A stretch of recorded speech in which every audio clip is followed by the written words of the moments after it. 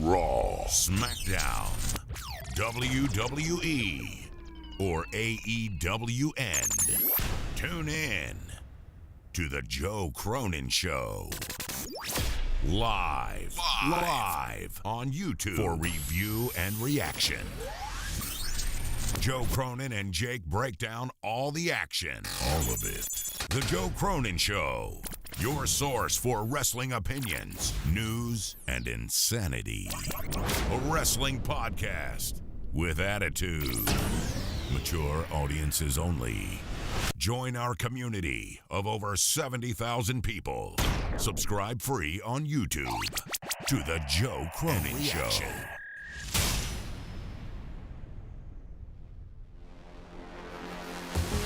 Ladies and gentlemen, Money in the Bank 2021! John Cena's here! Now, and Jake break down all the action. The Joe Cronin Show, your source for...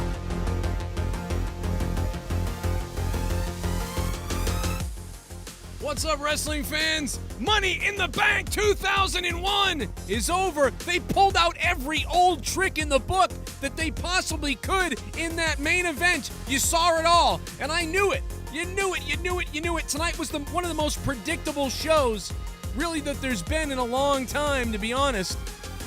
The only surprise to me was that Cena came back tonight instead of next Friday night. That shocked me. So that was pleasantly received by me, because I did not expect that to happen so soon, to be honest. What a wonderful thing. Whatever you thought of tonight, either way, John Cena is back.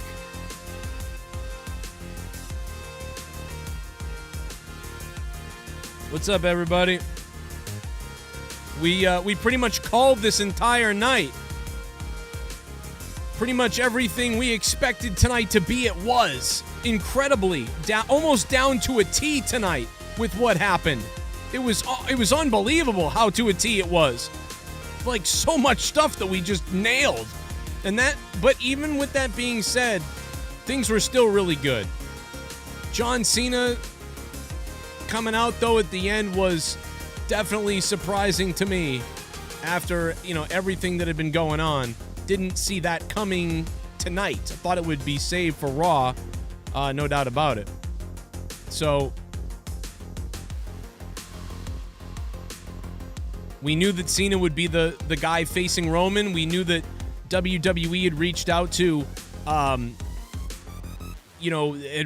to, basically Brock or Goldberg, whichever one you think it was the one they reached out to, because USA Network was going to be upset that WWE was going to get John Cena maybe and The Rock coming up on Fox, but USA Network, what were they going to get?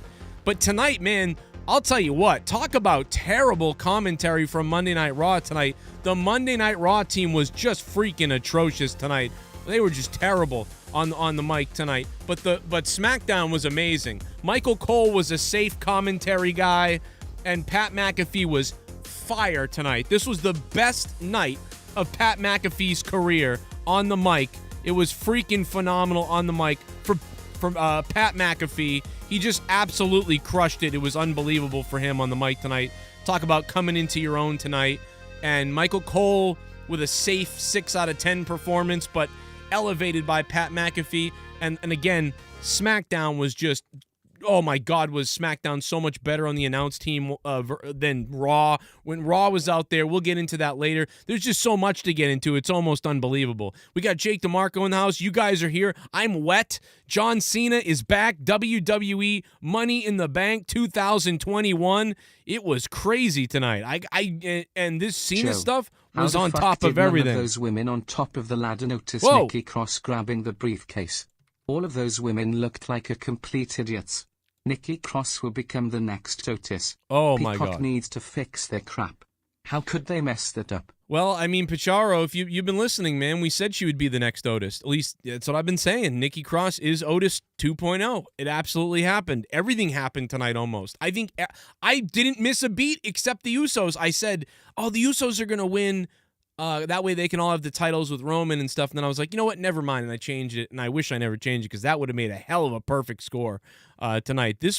I am often wrong, like a lot. I'm wrong quite a bit when I'm guessing around. But man, tonight was just we nailed it. Like, I mean, it was crazy, but it was fun because the main event was fun. Even though even that was predictable. Jake, what's going on, man? John Cena's back. Everybody leave a like in the chat and get wet. Get wet, baby. What's up, Jake? I'm kind of split. There was some things I liked and some things that I didn't care as much for. I'm really happy that we had a live crowd. Had this been a Thunderdome show, even with Cena at the end, it would have been drastically worse. Oh, yeah. The crowd at least was very responsive. Pat was great.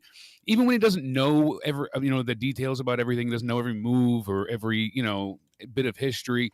He's so just animated and excited, but it's genuine excitement. I don't feel like he's being over because he loves this stuff. No, he loves doing it in NXT. He feels genuine. Him jumping around like an idiot is him being just overly excited. He's like a mark. He gets into the gimmicks. Exactly. He gets really into the gimmicks and it's fun. So I love it because it's like, dude, Pat McAfee is something that we haven't seen in commentary in WWE ever, really. Like kind of a mark who's playing the role, who's also smart. He knows a lot of things. So Pat McAfee is playing the role of like this mark, but I would say more that he's playing the role of this hype man. Pat McAfee is like this friggin' hype man for WWE, and it's exciting. He also makes the juvenile comments that Lawler used to make. So he's like a hyped up Lawler too at times. Like a little bit like that. Yep, that kind of too, where he throws out the jokes and. I feel like he's landing a bit more, but he's got so many different. But I like the smart. What's the line of the night in a good way? What the hell is? I forget the one that I tweeted. He said something about Peacock at the end that was hilarious. No, it was. Oh, maybe it was that. But no, I tweeted out something that was hilarious. Where is it? I tweeted it out. There's so much that I don't want to forget tonight because there's just so much that I'm trying to remember everything. But yeah, one of the best things was early on. Pat McAfee said this. He said something, and I'm gonna pull it up. I swear I'm gonna find it.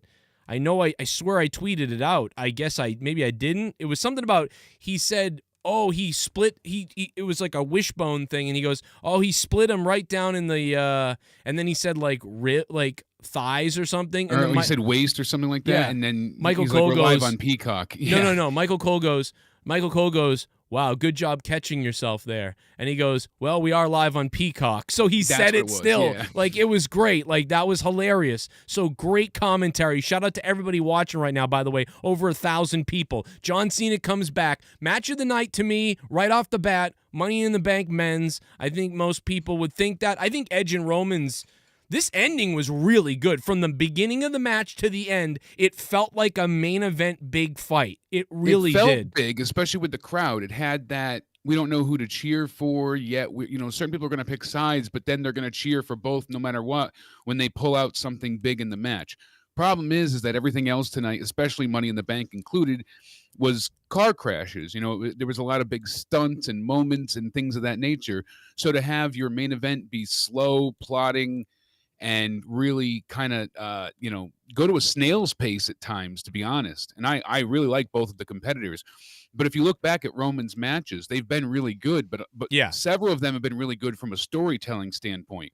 Like his other Hell in a Cell against Jay, that was great, but that was a lot of storytelling. It wasn't really much about the match, like the way that so with this one there was a lot of story, but then towards the ref bump onwards they really amped up the energy, and maybe a little bit before that, and they really got things going once that actually it was a little bit before that when they crashed through the barricade over by the timekeeper. That's pretty much when things really started to pick up. But this had that's when we got the ref bump, and it felt predictable in a good way because.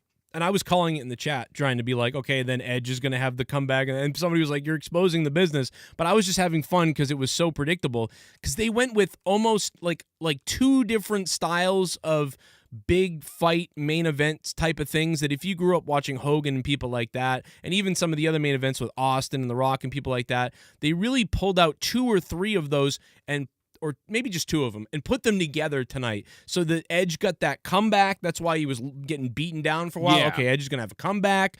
Then he's gonna fail at it eventually, and then they're gonna exchange, and then Edge is gonna almost win, and then fuckery's gonna happen. We knew that was coming, and then it did. And it was just so like, it was like predictable, but it was like so much stuff and so well done to me. It was still exciting. Right, that I accepted it. I was entertained by it. Like, I got to tell you, man. And shout out to the over 1,000 people watching right now. What's up to everybody? If you're brand new, hit the subscribe button, hit the like button, share it. What's up to the chat? Ash K's in the chat. We got John Cena in the chat. China, CNN, China, Google, China. 904 Pinball is in here. Hector Gutierrez.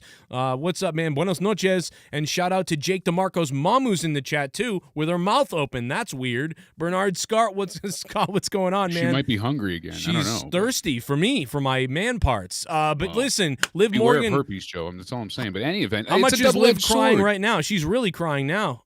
I guess so. They're turning her into a crybaby. We'll get into that eventually. Yes. But it was a double-edged sword. It was what I was trying to get at, basically. And I don't know if you agree, but the placement hurt and helped the main event. I think if that match went on first, especially after going after the Usos, they would have had a much better match in the sense of the pacing, because everything else in the night, I feel like this match bored people because it felt slow. But if it had opened the show and it built up to that crescendo like it had, I think it really would have gotten fans pumped for the rest of the night. Sadly, they wanted Cena to be the last thing you rightfully see. So it was good to have this be the main event. I'm just saying that all the other matches are so fast-paced that a lot of people thought this was boring. I thought this was perfectly done. I loved it, but you are right. There was a lot of people saying that they were like, "Whoa, this is really slow and stuff," and I'm like, "It's supposed to be." But that's a story. But I got it, and I got it. But and it's not like people didn't get it. People get it, like, and you get it. But I actually, not only did I accepted it, is what I'm trying to say. I actually accepted it. Some other people didn't. I understand that. But I did. It worked for me. So it worked. WWE, you had me, you got me, and that doesn't always happen, but you got me this time. Yeah, and if you look how much they have fed to Roman up until this point. I mean, he came back at SummerSlam last year, and he went through both, the Fiend and Braun at that time. He's gone through the Usos essentially, to gain their place and their allegiance. Kevin Owens, Cesaro, Daniel Bryan. Now, he finished off Edge twice, essentially. So now we're going forward to John Cena. Right. And then what happens after Cena? Eventually it's all going to lead to The Rock. Right. But I'm curious what we do till then. Some rumors have it that Drew will be going over to SmackDown as of the draft, since he can't challenge Lashley for the title, and then he'll challenge Roman. Roman will beat him, but it'll be a bit of a story for a bit. I'm happy that Big E won. That was they kind of telegraphed it on SmackDown with that promo they had, but I really like SmackDown on Friday. I thought it was a really good show. They did tonight, again, just to reiterate, that SmackDown broadcast team was great, and the Raw broadcast team was a joke. The Raw broadcast team spent the whole night, all three of them, regurgitating these goofy words and talking about how great everything is, like these weird things, whereas Pat McAfee is this overexcited boy on angel dust, and Michael Cole is like the old man who's like, "All right, Pat, I've been here before, let me just be the announcer." And there's something to that that's fun, as opposed to the three-men Raw team that is awful, where they're all just like, "This is great. It sure is, Byron. Oh, you don't know, new announcer guy," says Byron Saxon. Byron Saxon is a piece of trash. Throw that guy in a dumpster. He is so bad. By the way, guys, hit that like button, stick the thumb directly up my ass, and subscribe if you're new. We're going to be shouting out. Thanks to Oli7 just became a subscriber. And real quick, before I forget, we got to play a donation. But before we do that, I cannot forget this. I must say thank you to the $25 and above patrons, the JCS Army, right now on Patreon, who have gone above and beyond on the Patreon. There they are. We'll be shouting them out a little bit later, but there's just a visual look at some of the most badass son of a bitches that we've ever had here. Super chats are open. The donation link is down below if you guys want to chime in and say something about this show, and at some point, I'm going to take phone calls too. 339-226-6610. Write it down, rewind, write it down, figure it out. It's in the description box down below. Here comes the donation. Donation coming in from Joe, thank you for subbing, man. What's going on? It's not a dono, it's a sub. Appreciate it. We always can take a sub from Mr. Joe. Plus, Isaac A. subscribed and Nathan Barber subscribed as well. Thank you to Johnny J, who became a member down below. Let's go to the match of the night for you real quick right off the bat. Match of the night for you, Jake. What is it? Probably the men's Money in the Bank. Okay, I think that's mine too. Although the thing about it is this main event was so good to me because it was so well done. I really liked it too. Like I said, I liked the story they told. I feared that some people would find it boring, but I liked the story they told. Some people did find it boring. I think the placement kind of hurt it a little bit, but they wanted that scene of pop to go off. And that was a massive mega pop he got. Oh yeah. Now I'm not positive. I give this a 6.50 R7. Oh. The last 3 matches were fantastic. I worry about Rhea where she goes now. And damn, was Alexa hot. I think it's a reset for Rhea because, as I said a couple of weeks ago, Eazy-E, I had Rhea Ripley losing the belt because I really believe that they're like, okay, she's, nobody gets her yet. Let's start back over again with her.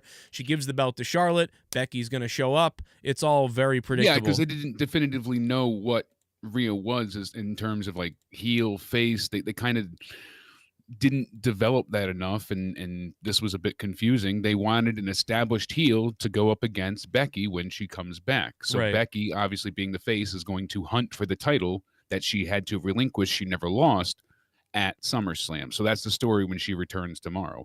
Obviously, she was a master troll, as always, telling everybody that, I'm there, keep your eyes out kind of thing on Twitter and Instagram. But really, we already said the other day that she would be there today, but not showing up till Raw. So right. We're also supposed to see Goldberg tomorrow, so that'll be interesting. John Cena will talk on SmackDown and talk, about his challenge to Roman Reigns. So that'll be big.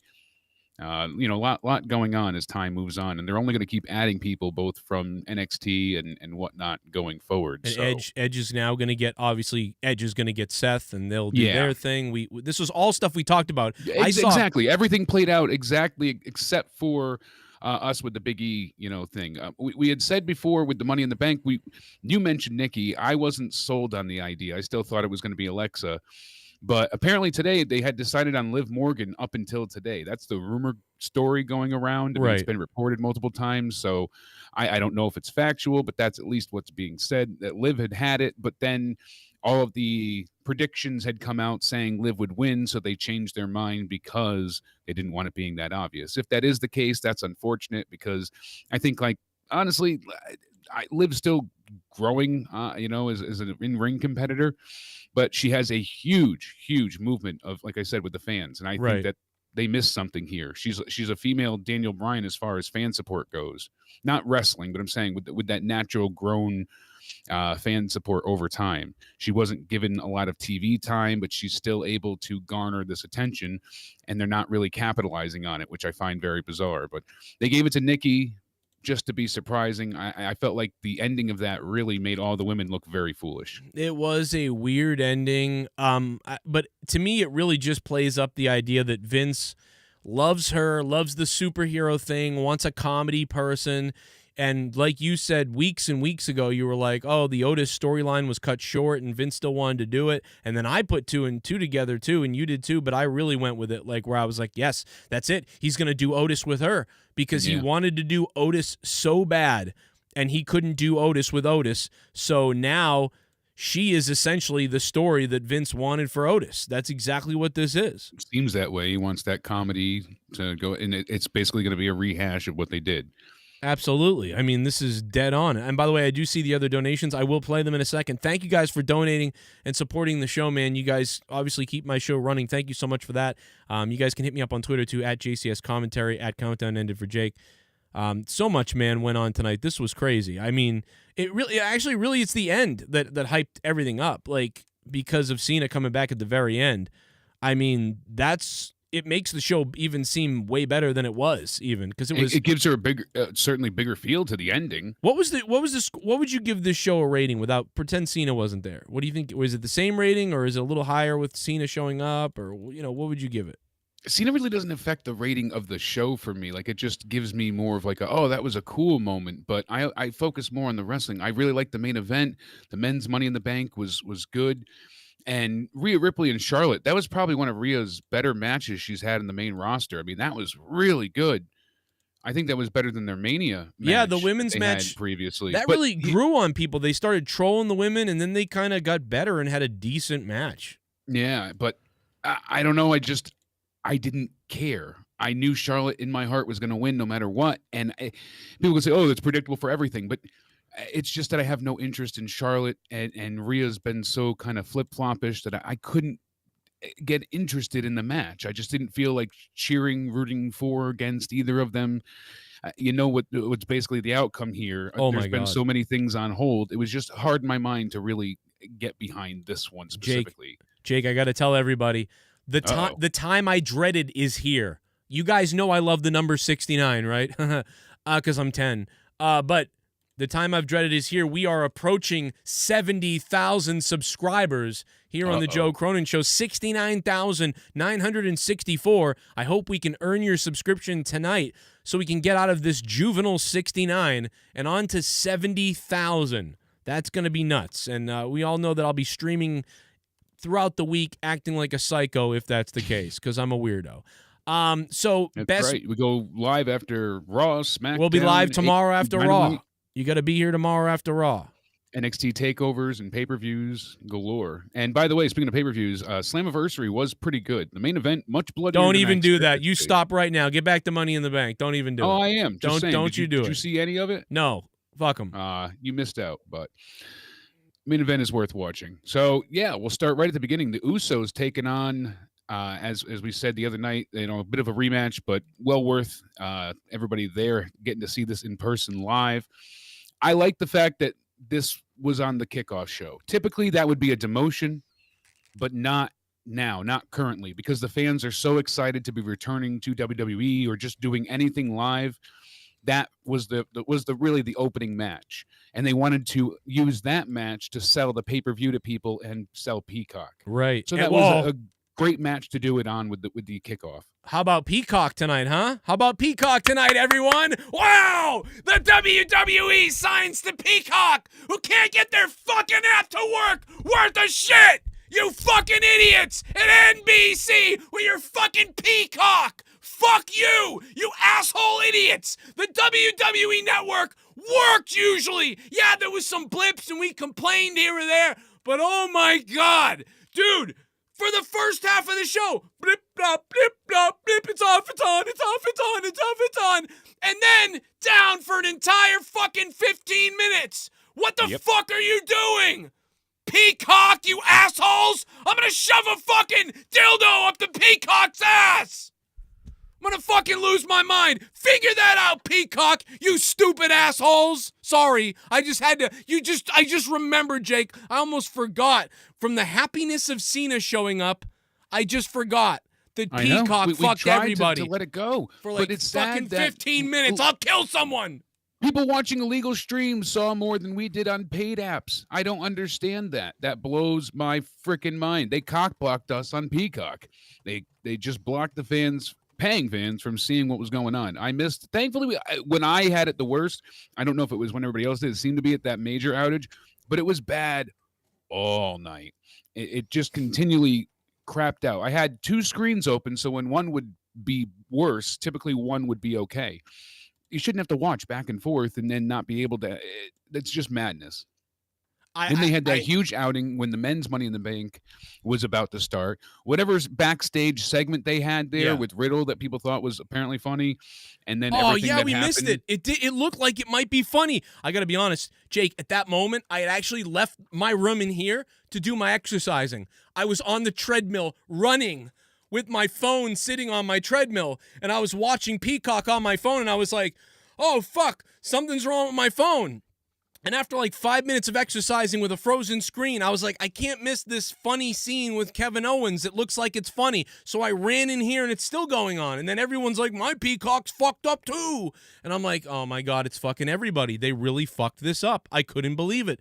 And it was everybody. And people were pissed. All right. Like, I'm sorry. People were mad everywhere. So we got to bring that up. This was, You know what I love about this show, though, is that we have these great moments, horrible moments, and this other stuff in between. Tonight's show, at least there's shit to talk about. That's the one thing I can say about that. There's a lot to talk about. Faisal786, thanks, man. Let's let a couple come in. Looks like Big Bad Booty Daddy was donating earlier, and for some reason, those donations didn't play yet. So they will in a little bit, I hope, for you in a second. We'll see if that happens. Big Bad Booty Daddy, we'll see if that happens. The Wrestling Plushie, thanks for subbing to the channel. Jesus, what's a wrestling plushie look like? Like, not even a specific plushie, just a random, like, wrestling plushie. Is that like ring ropes around the throat of a wrestler guy? I don't know. Dimitri, thanks for subbing to the channel, man. So many subs are coming in now. Holy shit. We are going to hit 70,000 subs tonight, I believe. Hopefully. I mean, maybe. I don't know. We'll see what happens. We've been doing this since 2013. We might finally get there. I think some people might have a point Shit when they bomb. said that. Oh. I feel bad for all those that watched on Peacock. You'd think $1 billion company could configure their streaming service correctly. Exactly. You bet your ass I watched on another stream it only buffered once and it was during the main event. Juan Cena. Juan Cena. That's right. See how quickly we said this too. Remember, people were like, "Oh, no one's gonna like Cena because he told China he surrenders." And I said, "Listen, I know it's disgusting what he did. I agree, but no way. These people are gonna chant for Cena. They're gonna freak out. They won't care what he said about China." And there you go, Jag de Panzer. By the way, Jag, thanks for becoming a $5 ship bum. Let's let one more run in here before we move on to the next thing. And it's just a subscription from William LeGrant. What up, William? Thanks for subbing to the channel, man. William LeGrant, a name I can actually pronounce, thank God. Jake, what were you going to say? What was I going to say? Something. But, people said that the problem was when WWE or Peacock tried to cut out the feed for Becky Lynch. Charlotte flipping off the camera. Yeah. And, they were like, "Oh, look, the camera went dark. It's Becky's return." And it's like, no, she flipped off the camera, and then people got very upset. But yeah, from about that time, it started to just get worse.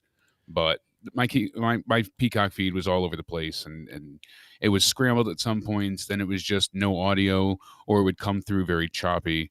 And then it completely cut out, like you said, for about a good 10, 15 minutes. So, by the way, all the entrances and whatever that sketch was completely gone. Hopefully they get it and we see it on. I want to see it. I want to see if it was funny because it seemed like it might be funny. There's Charlotte getting everybody the finger. Money in the Bank. If you ordered it on pay-per-view, cool. If you watched it on Peacock, that makes sense too. You can't even rewind on Peacock still. Yeah, that's the problem. Yeah, I don't understand. People are like, "Oh, yes, you can." I can't. I don't understand if some people can, but I can't on any device I use. PC, the actual Comcast cable, and my phone. So right. Yeah, it's too bad you can't rewind. I don't know what's up with that, but yeah, you can't rewind. I'm assuming it's so like if something happens, you can't go back and save it or catch it or record it or whatever. They don't want that happening. I'm assuming that's what it is. But then again, if you watch it on pay-per-view, you can just rewind the DVR. Yeah. So I don't know. People screen record it anyways. So I mean, that doesn't. Yeah, I don't. Yeah, so I guess I don't understand that part of it, but yeah, it's weird. I think it's just them not having the feature ready. That's all it is. They're just not prepared for live streaming because everything was on demand with Peacock. They better figure their ass out. Let me tell you something. By the way, so the Usos had a great match for this kickoff show, and they won the SmackDown tag titles with a little bit of ingenuity. I liked the ending because again, that Any Given Sunday moment. They cheated, but kind of not. They're helping each other with the pin, so it was an advantage, but not quite cheating. And after everything that happened and transpired in the match, the crowd was going nuts. A bunch of false finishes, just a really excellent crowd pleaser. And new tag champs, they're bathing in gold. It helps the Bloodline storyline. So all around, that was fantastic. Yeah, that was good. Good opener, good stuff, and yeah, it was the right thing to do. Really, it was great. And then it gave the Mysterios that reason later to come out too, so everything exactly. So it paid off there too. Yep. Then we had the women's Money in the Bank after the entrance. Alexa Bliss comes out first to probably the second best reaction. First, I think, was probably Liv Morgan for this match. Nikki ASH. You can't say Ash anymore. Apparently, they're saying ASH, almost superhero, not almost A anymore. So. now you always have to call her Nikki ASH. Every move she did, everything Nikki ASH. They have to spell it out. It's Driving like, me insane. I hate it. Like it's like, dude, everybody else gets a first name and they take away their last name. And then with her, it's like, okay, we can't have Cross because we're calling Cross up or whatever the reason is. So let's go ahead and make her keep her last name because of that acronym or whatever. Just get rid of it. Just call her Nikki. I don't know. It just makes everybody agrees with this. I don't know what, they're fucking weird. They're just weird with this shit. They really are. I know. And the thing is that everybody was flat for the women's tag champions, Natalya and Tamina. I mean, I kind of expected it for Tamina, but Natalya really didn't get much of a reaction for anything, and then they were booing them later. Well, hilarious that at one point they're outside the ring and Pat McAfee goes, "Oh, some big cowboy guy with a cowboy hat," and Alexa just threw Natalya threw Alexa into him or something like that. It was just a funny random thing that Pat McAfee said. It was really funny. Pat McAfee, he cracked me up quite a few times, and I do want to bring that up later. So somebody just brought that up in the chat about Roman kicking out twice. I think what it was is he heard the crowd. He heard the crowd count to 3, and he kicked out at 2.5, and then the ref slid in. They tried to cut the camera, and then McAfee had the spotlight on him. McAfee was gonna sell it because he saw it. So he's like, well, I think Roman even, and then he stopped, and then then they continued to sell it as if Roman was out for 10, but it was weird because he did kick out because the crowd counting. He probably thought, I don't know if the referee's in the ring. I can't tell. So he decided I better kick out anyway. So he did, and then he had to kick out again, and McAfee called it, then quickly retracted it. Very interesting. It was fine. But it was good on him to kick out because had the ref been in there, then what? Then you have to have it not count as a 3 count. So it was smart of him to do it if you don't know the ref's there. And that's the thing is, Cole probably recognized that the crowd threw Roman off. So Cole no-sold it. Like, I didn't see that. Pat McAfee called it, though. But, if someone more experienced would have been like, okay, I'm not going to call that because clearly we're trying to sell that Roman was beat. But he doesn't lose because the crowd. We're trying to put over Edge here a little bit while Roman, whatever. And so Pat McAfee kind of ruins that by doing that, but it's okay, like, because Roman kicked out. So it's weird. A mistake leads to him playing into the mistake, but then they quickly that didn't happen. Yeah, someone definitely yelled at him in the headset, and he did have that was the line. Right. D. Welsh, thank you. He said Edge's eyes are flickering like Peacock. That was it. That made me die laughing too. That was funny too, yeah. That was not the thing I was talking about, but that is funny. No, okay, but still, he's just, you were talking about the other one earlier, and that was just as good, so with the wishbone. Yeah, because he wanted to say cock. It was funny. Yeah. Anyway. So the women's match here was okay. She immediately starts to use her powers, and I like that. That works for me because we always say you have these powers, friggin' use them. So she just walks up to the briefcase while all the girls are fighting and starts to pull it down. If only we saw it move. I'm thankful we didn't. So let it be in her mind at this point. But she still hypnotized somebody later, whatever. Mm-hmm. We get into, she gets hit from behind. Tamina starts taking her out, and it just turns into chaos. We had a few decent spots, but nothing like the men's. Tamina hit, I think it was, Naomi with the big Samoan drop. Yep. The women were pretty good. Like, it was a pretty good It was match. Decent. They all looked hot, too. Like, before the match started, I was like, absolutely. Jesus. No doubt about it. They were just raging hot looking. The women looked beautiful. And then, the match was all right-ish. Like, I would say it was like a 6 out of 10 Money in the Bank. Yeah, I like the spot where you had Tamina underneath the ladder, and she's actually using her strength to lift it up, and then you jump on the other side. All right, that's good. So everybody's fighting, and Tamina's pinned down. Like that was smart play to your strengths there. I like that spot a lot. But I'm trying to think if anything else really kind of stuck out. They all pinned Bliss under the ladders at the end to kind of get her out of sight, out of mind, and then from there. You hear everybody booing because Alexa's no longer in the match. And I'm like, well, there goes my pick. But, right. The rest of it is they set up the ladders and they have the ladders on the other side. And you see Zelina Vega and Natalya actually have to push their ladder over closer. So that was a bit amusing. But they go ahead. They all climb up. And while everybody else is fighting, Nikki, ASH, just reaches up, grabs the briefcase, and nonchalantly, gently takes it down in front of everybody. And she wins. Hey. It was. I mean, I thought the match was not bad. It was good, but you know the why finish I liked was it, so though? lackluster and anticlimactic. It was like all this build of almost a 16-minute match for her just to be like, pluck. Okay. Well, I thought it would have been. You know why? Part of me doesn't mind it because it was just dumb that she won it anyway. But we knew she was winning it. But here's the thing: nobody normally wins it like that, and there's so many times where somebody should win it like that. So part of me is like, it's like almost like a count out finally happening. So like, I don't know, I didn't mind it, and I understand though that it's not very whatever, but her winning but for is a Money dumb. in the Bank, like maybe just for a regular ladder match. At least it wasn't Otis catching it or whatever the hell happened. No, I know. Last year, I want to forget ever happened. That feels like it needs to be a parallel universe pandemic storyline only. You know, like it didn't really happen. It was just a side storyline. Oh, this is what I forgot to bring up before too, Joe. It was the best reaction shot since Miz Kid. Nikki jumps off the turnbuckle, the top rope, onto everybody, all participants in the ladder match, because they're all there to catch her. Zelina falls without ever getting hit, of course. Gotta love those moments. And then they cut to a little kid in the crowd, and they look so bored out of their mind, just stone-faced, unimpressed. Like there's other kids around them being like, "This is," but the one they zoom on is just Right. looks miserable. I'm like, good job, directors. They cut so many times tonight when a big move was happening that you'd miss it, or they'd come back as it was like 3/4 done, so you only saw the impact. Yeah. They still have to get so many angles. Just leave the wide shot. Zoom in when necessary, but leave the actual hard camera going and just cut when you need to. These constant cuts, they're dizzying, they're jarring, and you miss the action more than not. Yeah, Kevin Dunn's a piece of garbage, first of all. But he is now. I mean, he was a genius at one point. I believe he really was pretty good at one point. But just isn't anymore. Just ridiculous now. Why did they have to blank out Charlotte giving the finger? And then we saw it anyway, so it's kind of like, what the hell was that about?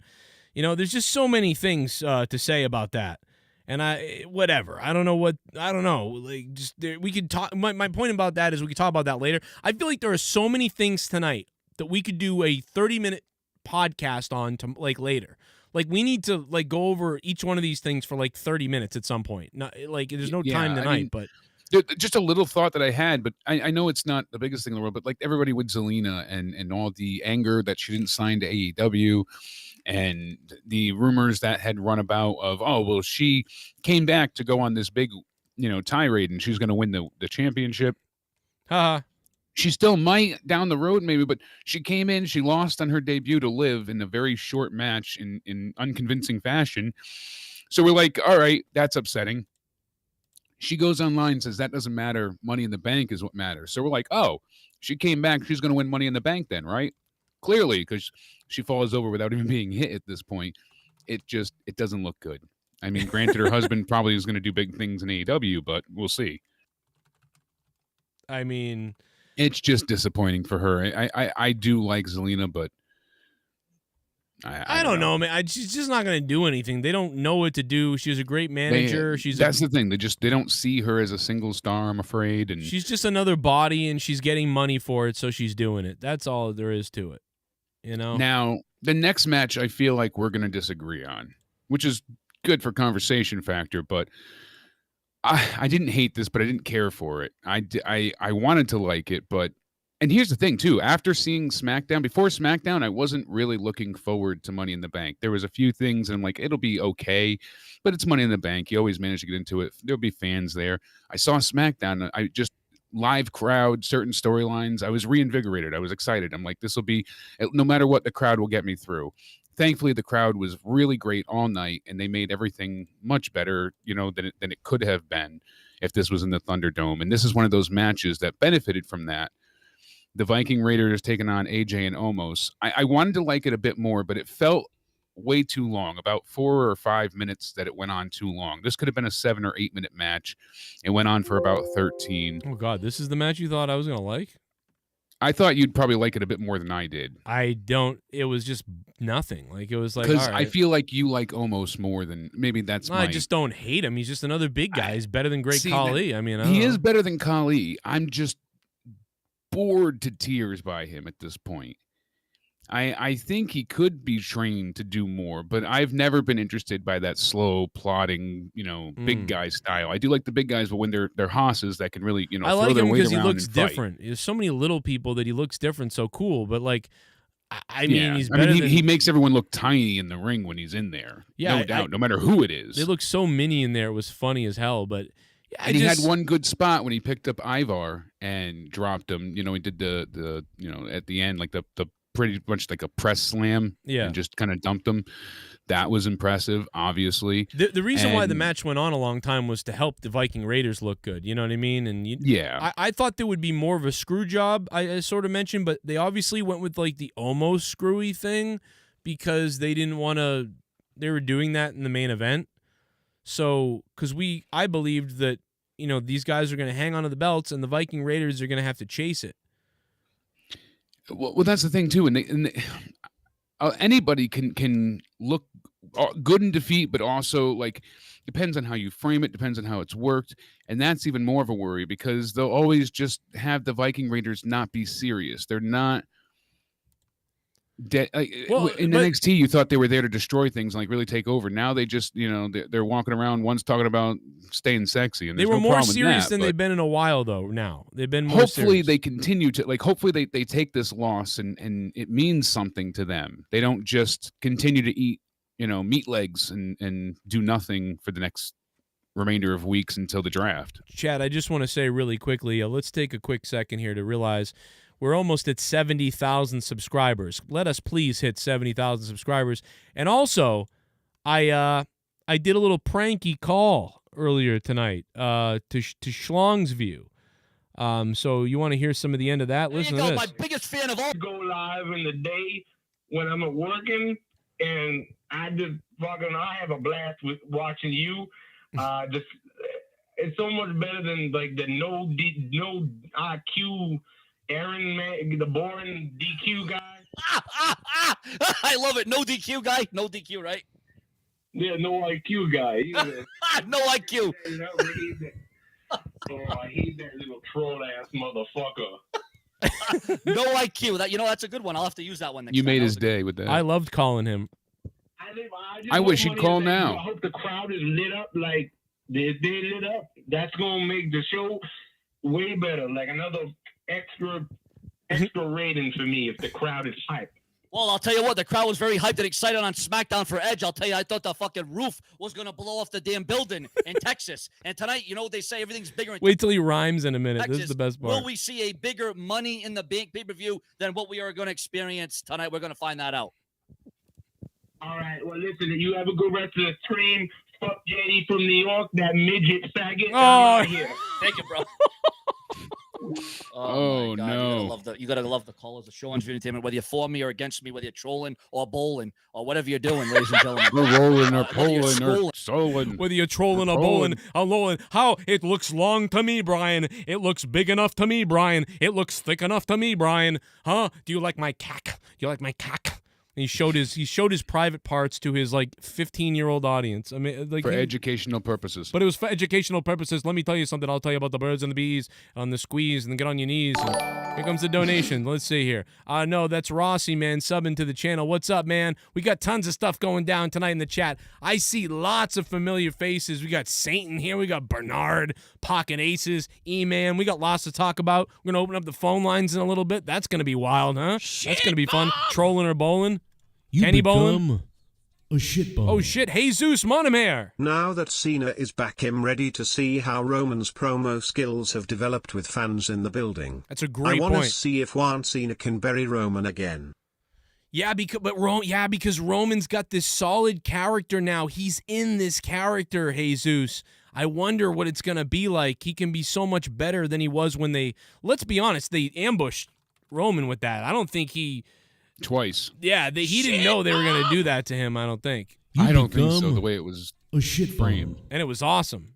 Joe, you missed my Streamlab donos. Yo, Gerald Armstrong.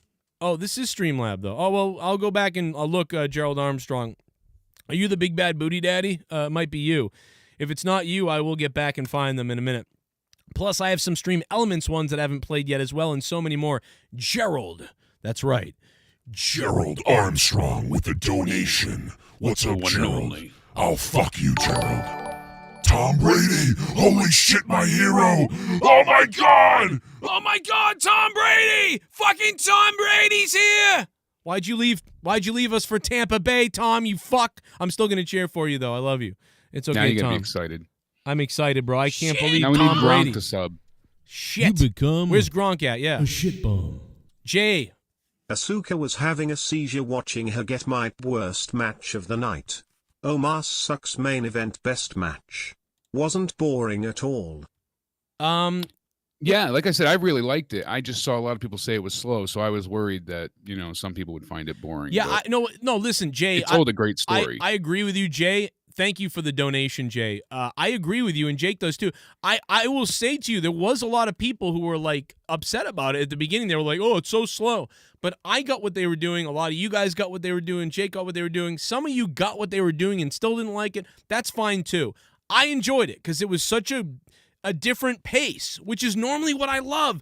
AEW sometimes does this. They have all the guys do the flip-floppy, and then they have the hardcore, and then they have the this, that, and the other thing. And then Cody Rhodes has a match that's more of like a throwback, like an NWA throwback type, but done today. And then it's like, I like that when there's different tones going on throughout the night.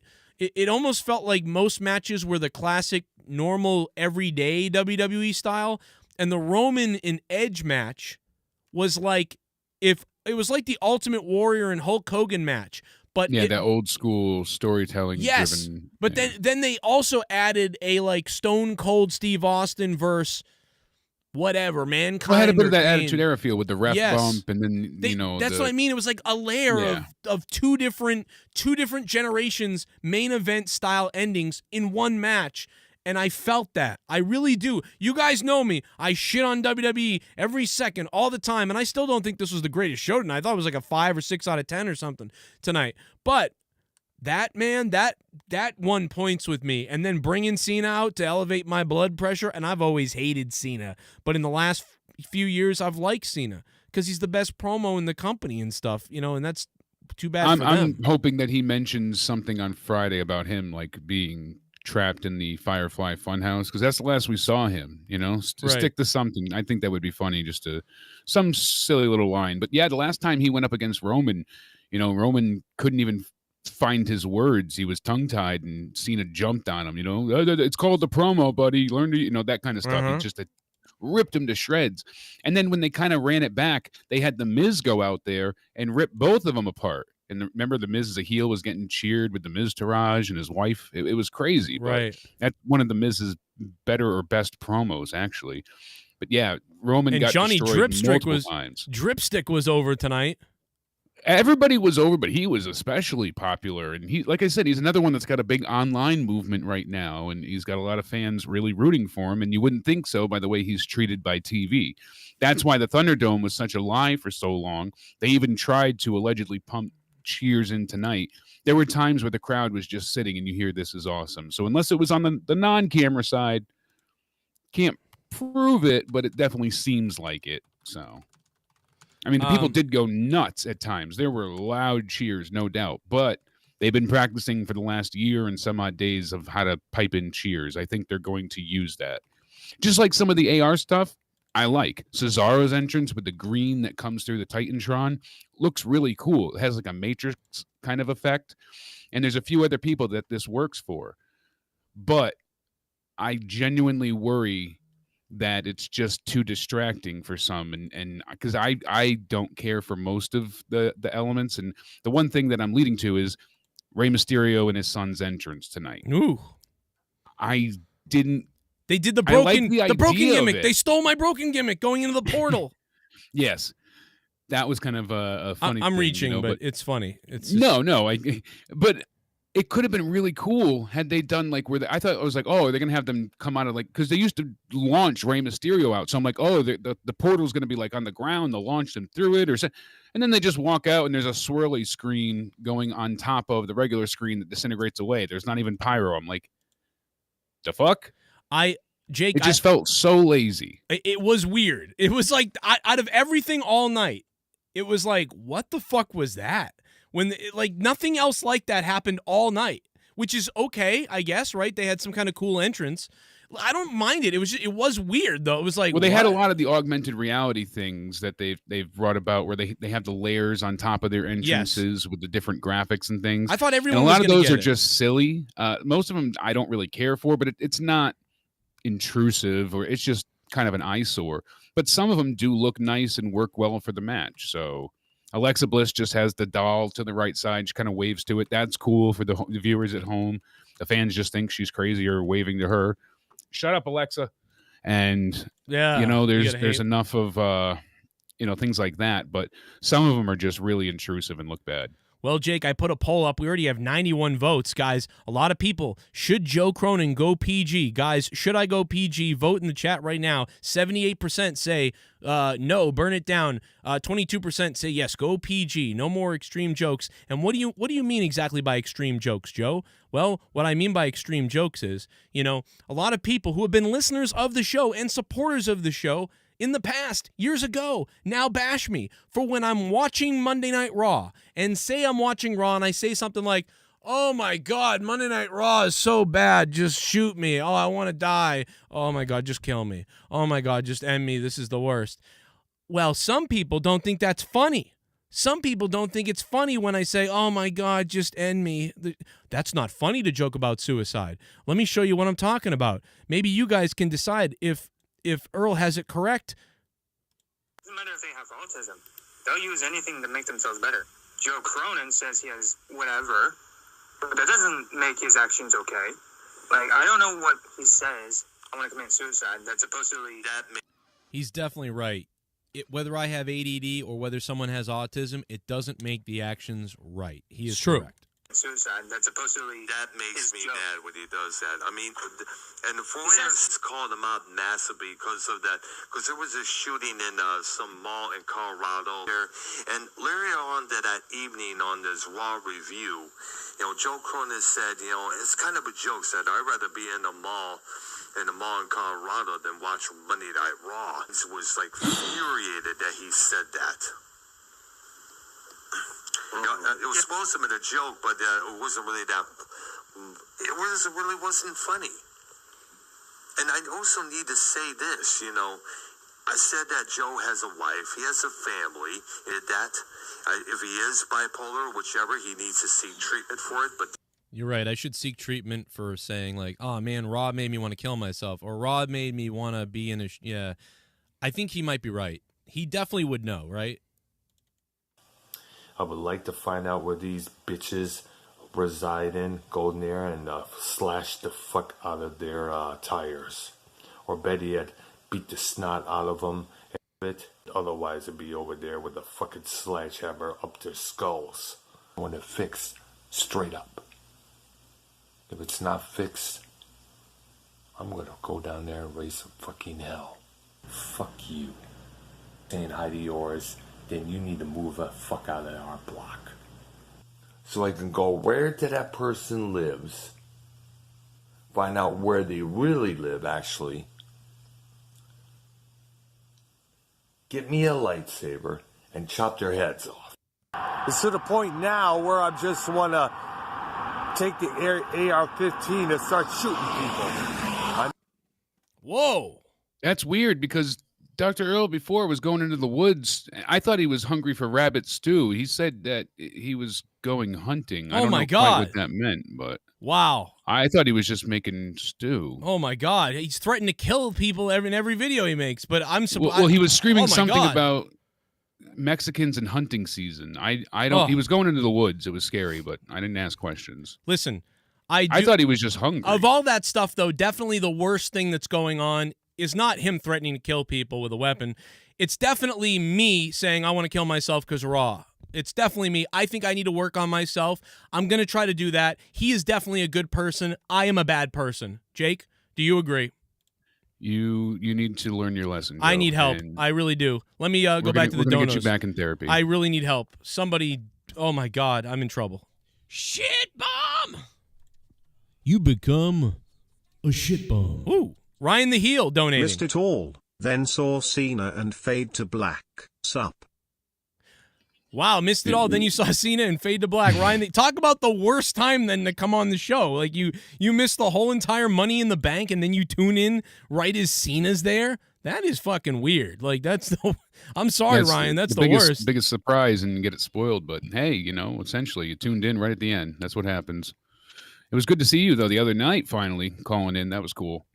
Right. Hey, listen. Ryan was fun. Great to hear from him. Ryan was great last night. He is our token. And I'm going to get, I see Grand Illuminist, oh my God, is chiming in. This is unbelievable. He's going to show up in a minute. Once I have to crack the security code on Elements right now because he's donating, and there's a passcode for him. Now, what's the worst match of the night, Jake, for you? Oh, boy. Probably the women's. Yeah, wow. The women's Money in the Bank. More than the tag matches? More than the tag matches, because that was just disappointing. The ending really upset me. They made everybody there just look idiotic. They've been trying to bolster and build the women's division, so I don't quite understand why they would go with Nikki at this point. And she got a pretty bland reaction. The fans were okay with her winning just as the conclusion had happened, but I don't feel like they went nuts for her winning. Certainly. It just left a lot to be desired with that. I felt like we didn't really have any great big spots, and it doesn't always have to be a car crash, but there just wasn't really much to it that made it feel like a special Money in the Bank match. Yeah, it just felt like another ladder match that could have been on SmackDown. Yeah, it was. It did to me. It wasn't, but I don't know, like it was blah. I'm trying to think of. I think the Viking Raiders. It wasn't horrible. Nothing was horrible tonight. I don't think anything was no, like nothing was atrocious. Awful. And that's the thing that we're used to with Raw. So we're used to that bottom of the barrel, real awfulness. But that wasn't the case here. I think Viking Raiders was the worst match for me. I can believe that, but I thought they did a lot. And like there was. Here's the problem. AJ Styles really carried his weight through the match, obviously. Almost for me, I like certain things. I think he has potential. That's the thing here. I just think he needs more work because the one move that they had was really creative, ingenuitive, and enjoyable. I was like, wow, that's something I've not really seen in that way before. So he goes ahead, and AJ's teasing being involved in the match. So he initially says he's going to start the match, tags and almost gets him back in there. Then finally, both teams switch out. We look like we're going to get this beat down, but Omos takes them both down. Styles tags back in. The fans are going nuts. Styles tags Omos. And just as Omos is going ahead and climbing in, Styles runs for the ropes. He runs back. He jumps into Omos's arms, and he gets tossed over the ropes and into Eric, giving him a Hurricane Rana. Badass. It was awesome spot. Yeah, very well done. Perfectly executed. Eric caught AJ great. All of it was seamless. Looked really cool. I thought that was a lot of fun. The crowd gave a great reaction for it. I thought all of that was great. So these are the kind of things I wish they would do with Omos. Use his size, use like his one finisher, the Baldo bomb or whatnot. Yeah. That wasn't bad. Yep. And the press slam wasn't bad, but yes. The rest of it was like, So to me, certainly wasn't the worst match, but it left something to be desired. I'm giving him all this credit because he's so new. He's just so new, and he's like getting better and better to me, like slowly. And like I just don't have the problem that you have. But it was my least favorite thing. I was like, man, this should have been I thought that should have been the pre-show, and I thought the Usos match should have been on the real show. I thought it was backwards. I can see that. I just know that they wanted to sell the pay-per-view with the Usos, so that was their intention.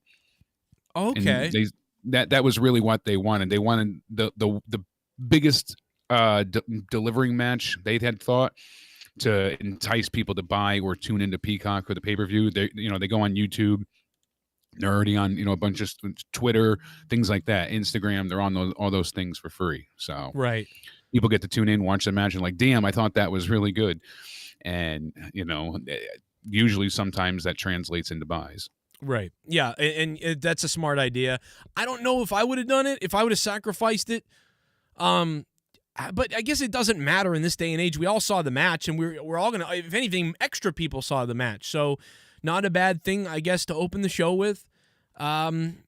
So yeah, I guess that's fine, and and if that's the theory, then that makes sense. And there's always been that going on, trying to sell the pay-per-view. So that's fine. Thanks to all the $25 producers out there. Let's go to the donos again. Shit bomb. Adam Talmage, what's up, man? A shit bomb. Is that on the Mount Rushmore of returns? I have to watch it again, but it was up. That is one of the biggest sort of moment things, if you want to call it that, moment things. I don't know. It's up there with, like, you know, it's not like when Daniel Bryan cashed in, or rather when Orton cashed in on Daniel Bryan, when, you know, the Shield turned on, or Seth turned on the Shield, and then what is it, like one or two other things? Triple H turning, kicking Bryan, that was a big thing. Like those times. Yeah. And then Undertaker losing. After that, there really hasn't been a lot of things that were like, oh shit, it's this happened. This felt like one of those moments that they haven't had in a long time. And I thought they were really going to save it for Fox. So I am shocked that they did it tonight. Even in the chat, people were like, Cena? And I was like, nah, they're saving that for Fox in front of the most people that will see anything. But instead, it's, nope, we're going to give it to you now here tonight, and that will sell Fox and USA probably. Probably the ratings. Dude, guys, keep your eyes out for the ratings, Jake, and everybody else, because it looks like WWE may get one of their highest ratings of the year tomorrow night on Raw. They may get a 1.9. They may shoot up to 1.9, which is stupid still, but like they may get that. They may get a 1.9 or 1.8, and then SmackDown. Tomorrow we'll find out the final for SmackDown. Yeah, it got a 2.2 to 2.4 they were ranging from, but they're going to hit a 2.5. Like a 2.2. They're going to hit a 2.5 on Friday, so that's, I would think. So yeah, and what was great, D. Welsh brought that up, but before the AJ Styles almost match where they retained, backstage you saw the Usos celebrating. I mentioned this a bit earlier, but basically they acknowledged the DUI with Jimmy by not acknowledging it, and it was kind of a bit of a laugh, but he went through and he's like, I did all this, I brought you back, and he, you know, talking about Jay, and then he looks over at Jimmy, he's like, and you, and you know, it was kind of like a, you know what you've done kind of thing. Oh so, my God. Well, yeah, it was a, you know, a fourth wall break moment, but it was humorous, but you can also tell they're punishing him at the same time. Because they made sure to do that kind of thing on, you know, SmackDown as well. So it's not the first reaction we've seen of it. I am, guys, we are 15 subs away from 70,000 subscribers. Hit that sub button if you can and join us since 2013 here on YouTube, and since 05. Really since 2005, baby. Since 05, Daddy Joe Cronin. Since 05, baby. Get the t-shirt. I'm going to be bringing it out soon. Since 05, down since 05, 69, 15 away from 70,000. It's good to be here with you guys. We'll be here tomorrow night live from Monday Night Raw, and throughout the week, throughout the day, I'm live all the time, tons of podcasts, and if you like, you know, podcasts and comedy podcasts and wrestling podcasts, I got it all for you, and it's happening here on Joe Cronin Show, Shame on News, Corrupted Nation, and patreon.com/Joe Cronin Show in the Patreon app with 310 patrons, you sexy beasts. Let's go over to the stream elements and see what the hell is going on over there. Let's find out. Oh, the Renegade! The Renegade Joe Compton! Renegade. Renegade Joey Compton tipped $10, new subscriber here. I must say the PPV was decent. I called Big E winning MITB. Now it will be him versus Reigns at some point down the line. Cena will disappear and do Fast 10 or something. What the hell is he talking about? He's not a new sub. Renegade Joe Compton, what's up, Renegade? But he did write Renegade, so maybe it's like a spoof of Renegade. I don't know. I think he's really in the chat, though, so I think he's really here. Shout out to the god, Renegade Joe Compton. Cena will disappear and do Fast 10. Well, he'll definitely do Fast 10, because Fast 10 should be like a crazy movie that's so insane it's unbelievable, and then it is, because at the end, Vin Diesel wakes up, and he's in a home, and it was all a dream, and he's got Alzheimer's. And that way, Fast 5 is like a big dream. 10 is a dream, and then they can bring Paul Walker in as like a weird thing at the end, and yay! And then it ends happy in the nursing home.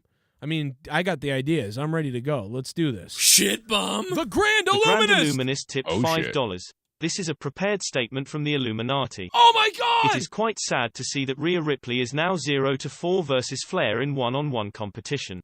Yep. Now it is time for her to tag with Nia Jax to form Nia Rhea. Nice to see Jimmy Alcoholic winning the tag belt. Oh my God, dude, that's the Grand Illuminist. He's an OG donator since 2015. Don't hate Illumicrate. I can't believe he's here. Holy shit, I'm marking out for this. By the way, That's crazy. all of the new donation amounts are listed below. Just expand the description box, and you can see all the amounts and the names of the donos if you guys want to try them out. If you use Streamlabs for the $10, there's a brand new Biden one, which you guys will love out there. It goes along with the Trump one we had. Shout out to the chat, man. We're almost at 70,000. We got a few more donos. Let me keep playing them, a few more, and we're going to get back to some points here. Plus, breaking news. Got some news for you. You become wrestling-wise. a shit bomb. Daniel, son, what's up? Glad wrestling is back. Good weekend of wrestling. Hell yeah. It's about goddamn time, man. Absolutely. We have no Slammiversary sponsors. was good. This was good. SmackDown was good. Whole weekend worthwhile. Let's see if Raw can keep up the momentum. Danny, do you have my phone? Somebody send me the damn copy of Slammiversary so I can watch it somewhere. Send me the download links. Daniel's son, thank you for the $2. There we go. We have no sponsors. You guys are the ones that fund the show. Thank you. Debe, oh my God. Debe's favorite swimming pool. What the hell? Dildo ass. Dildo ass. It's me, Ryback. You better buy my products or I'll fucking kill you. I got my soul straight. I brush your mouth like Colgate in any weather. I'm never better. Your boy is so hot he'll never catch me in the next man's sweater. And if they hate, let them hate. I drop their whole clan. Lay your ass down for the 3-second stand. Time is now. Your time is now. Now. Your time is now, Debe. Get in the swimming pool, Debe, and I'll fucking drown you. Thank you, Debe's swimming pool. I think Jesus Montemayor is the largest donation. He is the top dog. I think he had the largest donation with $10. So shout out to Jesus, man. Or Jesus for the whites out there. Taslim Rashid, what's up, Mr. Rashid? Thanks for subbing to the channel, man. Really appreciate that. Probably just butchered your name. I'm sorry. Having a water. I'm just glad crowds are back for WWE. These last 2 shows been way better than anything pandemic era. Oh, yeah. People thought Alexa would get booed cause of this storyline, but I feel she was most over in the match. They cheered every time she was involved. Yep. She was over more than... I thought she would get cheered at the beginning as well, but yeah, I did not see her. She got cheered the whole time. They loved her. I think they appreciate the work and the entertainment she gave everybody while the pandemic thing was happening, plus her pig, and people just like her anyway. So you add all that stuff together. Alexa's sweet ass. You're right, Alexa's sweet ass. It really was nice to hear that. But yeah, she was super over. 69,989, approaching 70,000 subscribers here on the Joe Cronin Show. You become a shit bomb. What awesome WWE PPV. My match of the night is main event War 8/10. Nice. Oh. J-Rod chiming in. His match of the night. Main event, Roman and Edge, 8 out of 10. That's a high score. What's going on with Bullfrog? He's DMing the fuck out of me. He apparently was very, very angry with Peacock support or something. All right, let's put on Bullfrog right now. Apparently, he was trying to. He had major issues and missed most of the pay-per-view. Oh my God, he did? Bullfrog, you missed most of the show tonight? You idiot? Is he there? Bullfrog, are you there, you moron? I mean, I'm yelling. Here. Oh, there you are. Okay, yes. Yes, sir. So, oh my God, what is wrong with this fucking Peacock? Oh, your Peacock didn't work, you stupid idiot? No, it didn't work. Are you sure? I mean, I think it's your fault, dude. But Jake was telling me, listen, I know Peacock had problems tonight, but nobody had problems like you did, dude. What's wrong with you? Bro, I had so many fucking problems. It's like I literally wanted to strangle this fucking company. You want to strangle the WWE? No, fucking Peacock. Oh, did you go on Twitter and threaten them? Yeah. What'd you say to them? I said you're straight as fucking garbage. Wow. What else did you tell them? You should have told them that you'd pluck the fucking feathers out of their goddamn Peacock. I hope their fucking feather gets plucked in their fucking ass. I hope their fucking Peacock gets raped by a fucking dog. This is Bullfrog. This is a picture of the gentleman on the phone right now. He's very upset. Yeah, but Bullfrog really, I mean, listen, I know Peacock stinks and they had problems tonight, and I got mad at them too earlier, but let's be honest. You're stupid. No, Peacock is fucking stupid. No, you're stupid. We pay all this fucking money, and they don't know how to fix their goddamn stupid shit. Did you say your cock's not working? Because that's all I heard. My cock ain't working either. I was talking about Peacock. Jesus, that's a real personal problem. Oh my god. If my cock was fucking working, I had a fucking girlfriend or a fucking boyfriend. My cock was fucking working. Wait a minute, your cock. Wait a minute. Wait a second. Are you telling me that your cock doesn't work? Yeah, it doesn't work because it's a fucking limp dick.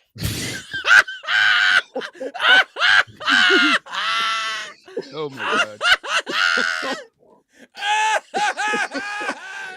Oh my god. Where's my wife? Leah, what do you think about that? I'm coming for you. Oh my god, no. Oh my Dildo God, she got asses. into that one. Oh my god. What the fucking god? Well, anyway, so did you ever get them on the phone or get a response from Peacock since your Peacock wasn't working? I just fucking turned it off, and hopefully it got fixed. Like it finally got worked out. Like fucking 15 minutes later. You can't even speak. He's so angry. He's gonna explode. He's gonna asplode. I would ask for your grundle hole, Jake. I want to put my limp dick cock in the Peacock. I want to fucking rape that fucking peacock. I want to fucking rape that fucking bird. I want to fucking turn him into fucking KFC when I get done with them. I want to send that fucking bird to the fucking colonel. Why didn't you just order it on pay-per-view instead next time? Since I'm about to, because I'm already paying good fucking money, and they taking their fucking stupid straight bets. Sounds like a personal problem. I mean, if the cock's not working, there's pills for that. There's creams, ointments, Bullfrog, injections. how long was Peacock out for you? Was it out for? Because it was out for me for about 10 minutes. Like I said, it was good. Maybe 15 minutes before I checked back, I was like, and then I texted. I was like, thank God, I think it's finally stopped. Right. It finally started working. Okay, so really, you had the same issue that all of us had. It just yes, it froze, it skipped, and black screen, froze, skipped, black screen. It was just a fucking mess. Oh! Whoa. Fuck you, little cunt. Maybe you should maybe you should call Peacock and record the phone call and then send it to me. Yeah, you were trying to get a hold of their support. I'm seriously about to call their complaint department, telling their fucking network is fucking garbage. Yeah, I think you should. I think you should call Peacock and be like, hey, remember when you said that you were going to eat the FBI's grundle hole? Listen to this. Yeah, FBI can eat my fucking grundle hole. And they still can. I mean, this guy's crazy. Not only does he go after Peacock, but he went after the fucking FBI. I mean, Jesus Christ. You got Dr. Earl threatening people with AR-15s, and you're talking about eating people's grundle holes. Yeah, FBI can eat my fucking grundle hole. I mean, Bullfrog. Yeah. We just hit 70,000 subscribers. Oh my God, did I hit 70,000 subscribers? Holy shit! Holy shit! Holy shit, we did! 70,000 subscribers! Yeah! I'm the best! Oh my God, I'm coming! Oh, do it on my mouth, you fucking fuck for a faggot!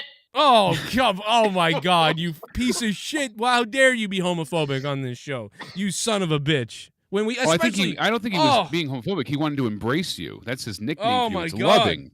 It's an embracing nickname. So I can't believe it, guys. We hit 70,000 subscribers. This calls for, I don't know, a song or something, a Ryback rap or something to be played. I don't know what to be played, but wow. Play the Ryback sex line call. I'll do that at the end of the show. But listen, Bullfrog, give me your rating on Money in the Bank tonight. It What was you fine saw of it. until the fucking when Peacock went psycho, so I'd give it at least a 7 before the fucking blackout. You give it a 7 out of 10 tonight, yeah? You probably would have given it higher if Peacock hadn't have been a cock. Yeah, if Peacock wouldn't have gone fucking psycho with their fucking shit. yeah, if they didn't cockblock you on Peacock, that's Yeah, terrible. like I said, I'm gonna rape that fucking bird in his fucking grundle hole. You can take that Peacock and give it all the flavors of the rainbow. Make that fucking bird my fucking bitch. Make that bird my bitch. You know they say that all men are created equal, but you look at me and you look at Samoa Joe and you can see that statement is not true. See, normally if you go one-on-one with another wrestler, you got a 50-50 chance of winning. Oh my God, that's true. That's a great one. Big. And here's another curse of the bullfrog. Peacock, I hope you fucking die! Oh man, Jesus. All right, relax, calm down, Bullfrog. Jesus, That's a 33 1/3 chance of Curse survival of of the the bullfrog. bullfrog, motherfucker. You're on my blacklist, Peacock. Steiner math never fails. Blacklist? Bullfrog ain't making it. Blacklist. What the hell does that mean? What kind of list is black? End the fuck over. All right, relax, Ryback. I will look for the Ryback rap at some point. Oh, that is a donation song though. $30. Anybody got $30 for the Ryback rap? Okay, we'll see if but that we got happens. 141 2/3% chance, so we got this. It could happen. So yeah, John Cena's back. What did you think when John Cena, as a very loserish fan who's a loser, fatso? As Bullfrog, what did you think when John Cena arrived back on Money in the Bank? I agree with you earlier. I didn't think he would show up until Fox. And then when I heard his music, I'm like, oh shit, he's here now? Right. It was shocking. I didn't think he was going to show until they handed Roman the microphone. Once they were letting Roman speak and it was running over that far, Rostafa knows, that's how it goes down. It's kind of predictable once they gave him the mic, but still, great surprise. I wasn't expecting it tonight to happen. Shout out to Unfortunately, Rostafa. Becky Lynch trolled everybody. She is a troll and a milk. Which doesn't make sense because we said if the point was they were trying to show you Becky wouldn't be there, that's why they were like, it's Tamina. So it's surprising that then they went to then she did that because wasn't the point so they wouldn't be cheering for her, but then they got that with her and Charlotte or whatever. So I don't know.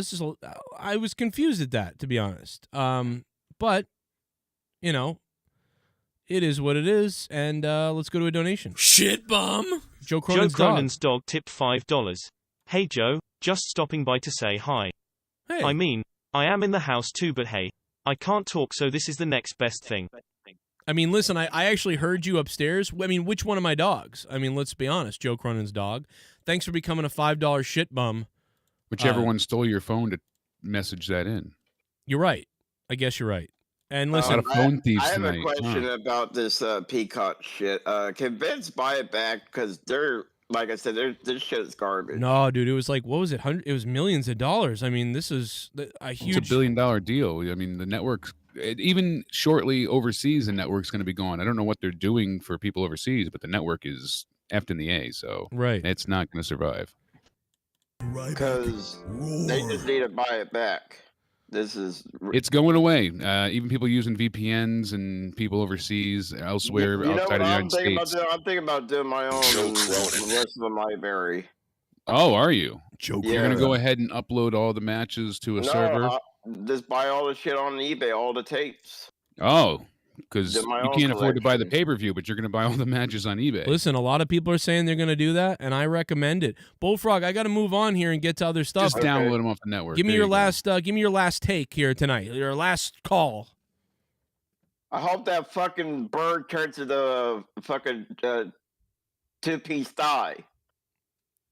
What? Wait, what?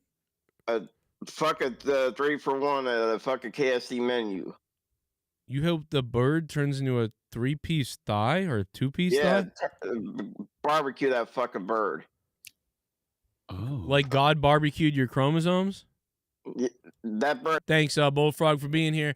Back to Jake, who's having a good time over there. Jake, how's your Twitter doing?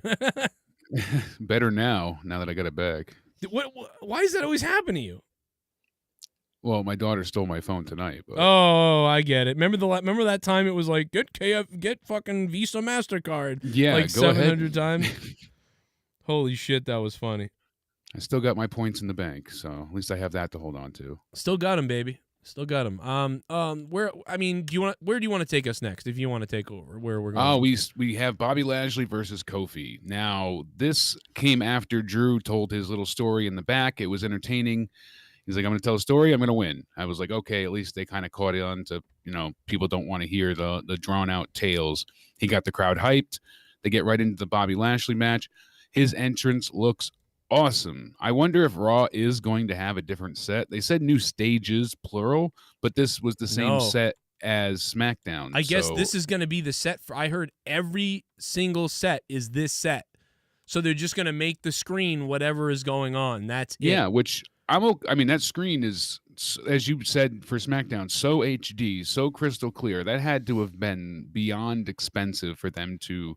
Yeah. I mean, that's such a high resolution screen, so that's not a projector. It can't be. Oh no, it's a big 8K. It's like an 8K LCD screen. It was like $400,000. But here's the thing. My only issue is, well, now the set's the same for everything, for Raw, for SmackDown, for the pay-per-view. Nothing changes. So, on the pay-per-view, you would think there'd be this extra, but there won't be. It will be the exact same thing with a different picture, which I think is okay, but not, because nothing will ever seem different. And that's the thing that used to separate and identify all the pay-per-views. I would go ahead and I would randomly, love to tune in to see what's different. Oh, now we've got the swinging pendulums. Then we have the hourglass. Now we've got the Armageddon set with all the fire and the tombstones. And it was, WrestleMania. I remember what each one looks like up until WrestleMania 17. Then from there, it all kind of starts to, that's the thing. Like, it just started to look samey here on out, and that's the unfortunate side effect of it. So, well, now 70,003 subs. Thank you so much, hell everybody. yeah. Look at that, over 70K now. Getting tons of subs. So, reason I brought this up is that Bobby Lashley's entrance looked incredible, especially with the AR lightning and everything else. Whoa, don't say AR. Augmented reality. Got to be careful. Okay, there you go. Yeah, we don't want to, it's not hunting season for us. So Kofi comes out to a great reaction as well. And, they did boo Lashley initially, but I don't feel like they garnered sympathy for Kofi. They cheered Kofi because they respect him and they like him, but I don't feel like they love him because they chanted at the end one more time just to see him get decimated yet again for a third time with not one, not two, but three painful looking dominators. And that was at a 7-minute mark where you saw him already constantly destroyed. I mean, he got beat down terribly here. He got absolutely decimated. I don't think he got any offense in, really. I mean, barely. And I felt like this was more of a detriment to Kofi than the Brock loss. The Brock loss, you could say like, oh, it was the new night of SmackDown Live and Brock, he wasn't ready and Brock hit him with the F5. It caught him off guard and it stunned him. But with this, he didn't get any time. He got he just got beat for 7 minutes. I call it the definitive death of Kofi. Like, this was the last time they can ever bring up remember Kofi Mania? Remember that thing? This is it for that. And by the way, your daughter's there. What does she think about all this? And especially Cena, because she's a younger perspective on that. I'm sure she wants to say something, right? You want to say anything?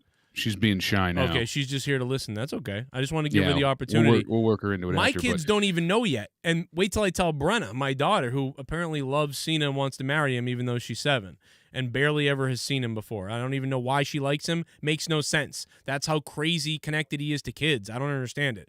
Why does my 7-year-old I'm going to marry John Cena? I'm like, how do you even know Cena? You don't even watch him ever. You know who knows Cena is Gavin. He's 11. He doesn't know this is going on. So, but he's still ingrained in every type of Disney, Nickelodeon thing. He goes ahead and, is still on all the advertising.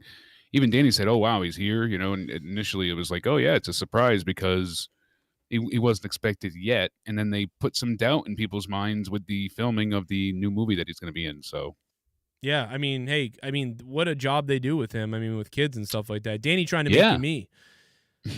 Actually, I haven't had my hat backwards since I had my old hats on. I have 2 brand new hats, a Red Sox one and a PUBG one, and they stay forwards. But I have my old shitty hats that are hanging around here somewhere. But yeah, I gotta at some point show my kids tomorrow. Hey, look, Cena came back, and they'll watch it. They'll be like, oh, cool. I'm sure they'll be excited nonetheless. I mean, Gavin liked Cena at one point, then didn't. So. Yeah, he basically went along with me. I poisoned him. I was like, no, he's garbage. But then I liked him, and then he liked Roman, and then I didn't like Roman, and then eventually he didn't like Roman, and then he stopped watching. It was right around the time that he was like, it's boring.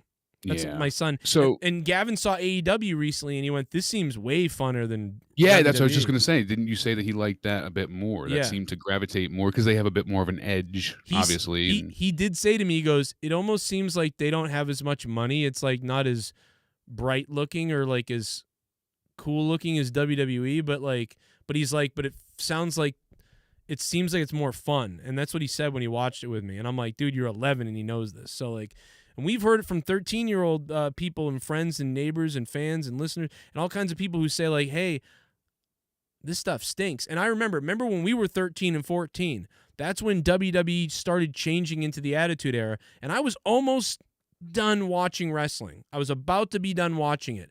And then the Attitude Era kicked in and they really saved me. Because I was a real SOB weirdo, at 14. I was like, it was starting to get a little too cartoony. And then it flipped right as I matured into where it needed to be. It was beautifully, I mean, I'm so happy that I grew up watching wrestling when I did, because I got to experience the cartoony 80s when I was a kid, which was great. Then I got to experience the Attitude Era right as I'm a teenager. It was the perfect thing to happen to us, to watch it at that time. Yeah. And, that's why it is what it is now. But Cena's back. He's balding. What'd you say? He'll be there. Oh, hold on. Wait, what? He's going to be on Raw? Yeah. Is that what you said? He'll be at Raw? What? It's on Twitter? Hold on. Wow, we got to look that up. Yeah, D-Wells just sent me a tweet as well. The C Nation leader is not making you wait for answers. Who will be there live in Dallas on Raw tomorrow? What? Oh, my God. This is wow. Oh, my God. Maybe they couldn't get Goldberg or somebody, so they were like, all right, let's give him. We got to give USA Network Cena too. I mean, like, what the hell? It could just be that they both want Cena. Like I said, they wanted a parody with everything, and wow. I mean, right away you saw that. Look at the advertising. Cena is back. Cena is here. Hustle, loyalty, respect. His time is now. I loved how just hyped John was, coming out screaming, jumping up and down. Mm-hmm. You literally saw him sign "My time is now," and all this stuff. And just all you had to do, go up to Roman. You can't see me. It worked wonders. Perfect. I'm kind of excited to see. Yeah, I'm way more excited for Raw now. Kind of. I mean, dude, and I'm a guy for years we buried Cena. Like I Bruce Blitz Cena. We did indeed, and I didn't care for him then. Once he got the U.S. title, started to defend it, it was basically around the time that he faced Rusev, and all of that came to light, and it was great.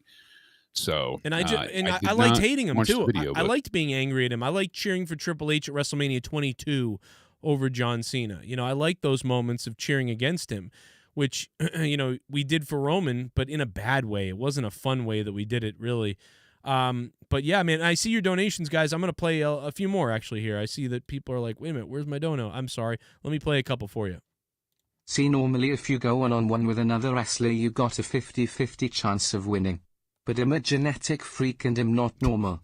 So you got a 25 at best to beat me. God. Then you add Kurt Angle to the mix, your chances of winning drastic go down. Yeah, Big Bad Booty Daddy coming in here with the Scott Steiner, I guess, quotes. John, good old Impact math, yeah. John China. Someone just called him John China on Twitter, and that has like 500 retweets or something. I don't know. That's it's not gonna go away anytime soon. But he is very, very hyper in that video as well. Said, I'm not gonna make you wet. Everybody wants to know who, what, where, why, when, and I'm going to be there live in Dallas at Raw. So John Cena. That's something. Yeah, I am See surprised. The three-way Good sacrifice. You got a 33 1/3 chance of winning, but I got a 66 2/3 chance of winning because Kurt Angle knows he can't beat me and he's not even gonna try. Big Bad Booty Daddy bringing that Steiner math here to the show. Classic Steiner math. Everybody do the math yourselves. Jennifer Muppet Baby. Thank you, Big Bad Booty Daddy. Jennifer Muppet Baby in the chat says, F Cena, he takes the spotlight of Edge. Well, I think Edge was always there to set up Cena, to set up The Rock. I mean, they're all going to be... He said he's not going to make you wet. He's going to go ahead and try and, be there at Raw. They're all going to pass the torch off to get to Rock, right? I mean, that's been the goal, right? Jennifer, I think so.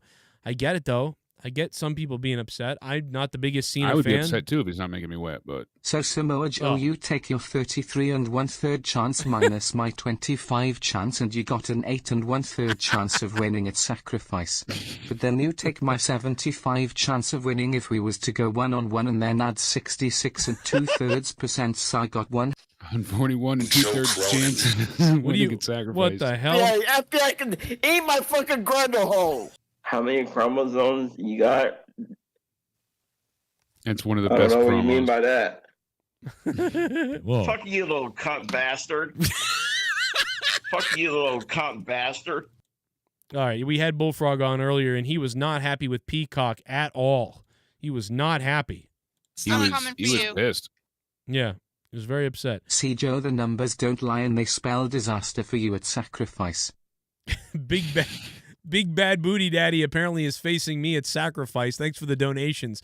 And shout out to Jesus with the $10. He is the top dog still. Thank you. He's going to beat you and Samoa Joe at the same time. Somebody's going to... I still had heard earlier today that Goldberg was going to be there tomorrow, but... Right. I mean, Cena's just probably going to be on Raw to set something up. I don't imagine them straying from the Roman storyline. They probably just want him to announce that he'll be at SmackDown. I think they were also trying to push more ticket sales for Dallas tomorrow because the Raw in Dallas wasn't doing as well. So they go ahead and they say, John Cena's here, and it's going to sell out. The two biggest reactions we got in the past 3 days worth of wrestling, John Cena and Vince McMahon. Right. Exactly. Hands down. So the crowd sang along to No Chance in Hell like they always used to back in the day. And I was like, that was the original, Fozzy, Jericho sing-along. Everyone's singing No Chance in Hell. It's not like it's a new thing, but it was great to see that kind of reaction from the fans. Oh, yeah, absolutely. Great stuff. Plus, we'll have Becky Lynch tomorrow. Well, it was also kind of a sad thing. Maybe Becky as well. There could be a lot going on tomorrow. It was kind of tomorrow actually is going to be better than probably the Raw after Mania of the last 3 years. Tomorrow. Potentially Monday Night Raw. Yeah, definitely the last 2 years because this one had no fans and last year had no fans. So just give me something to talk about finally. Like, give it to me. The one problem with Raw is that this announce team is going to be the Raw announce team tomorrow. I want Pat McAfee and Michael Cole on both shows because the Raw announce team is terrible. Oh, my God. I give McAfee and Cole a 7. Or a 6-5 or something, but that Raw announce team still stinks. That MMA guy's not so bad. Like, if you got rid of Corey and got rid of Byron and brought in a heel, or left Corey but then brought in a heel, maybe it could be something. But again, they're just saying all these like weird, like repetitive things about he's so good, he certainly is, John. Well, you never know what can happen. Like, and they just like it's the same thing over and over again. It's cringy. I don't know why. And it drives me nuts, but like Pat McAfee, man, he's the star tonight. He is one of the stars tonight. Pat McAfee, man, I gotta say it again. He's so damn hype. He is the hype man of this company right now. There has never been a hype man announcer like this guy. There's never been one. He's not trying to be Bobby Heenan. He's not trying to be somebody else. He's his own thing. He's like a Mark who's knowledgeable, but is like living in the moment. And that's where we needed a JR and we need a Morrow, because JR and Morrow are professional commentators who live in the moment, but they don't have a professional commentator besides Michael Cole, and he's boring. But Pat McAfee is a professional guy living in the moment, but as a hype man. So that's why he can never be like JR or Morrow, or even, I don't even think like somebody like me calling a match, because he's not calling a match. He's hyping it, and he's excited, and he's reacting. But that's still the best thing they got going. And that's all I can say is Pat McAfee is the heartbeat right now of the commentary team, and that's fucking weird. But whatever. I know. It is, he's true. just got the most believable energy, and he is all about the product at this point. He hasn't lost his passion, as a bunch of other people have, or have had it beaten out of them. So, absolutely, just great. That is everything I ever wanted to do. I used to envision, what if I could show up there? And I have my show, Joe Cronin Show. How long has Pat McAfee had his show on YouTube? Has it been a couple of years? A couple years at least. See, he is like the way more successful me. Like, he's way more successful than me. But it's always what I thought, like, we could do something like that. But the difference is Pat's not, he's not going to, I don't think he has a lot of stuff that he can be canceled for like I would.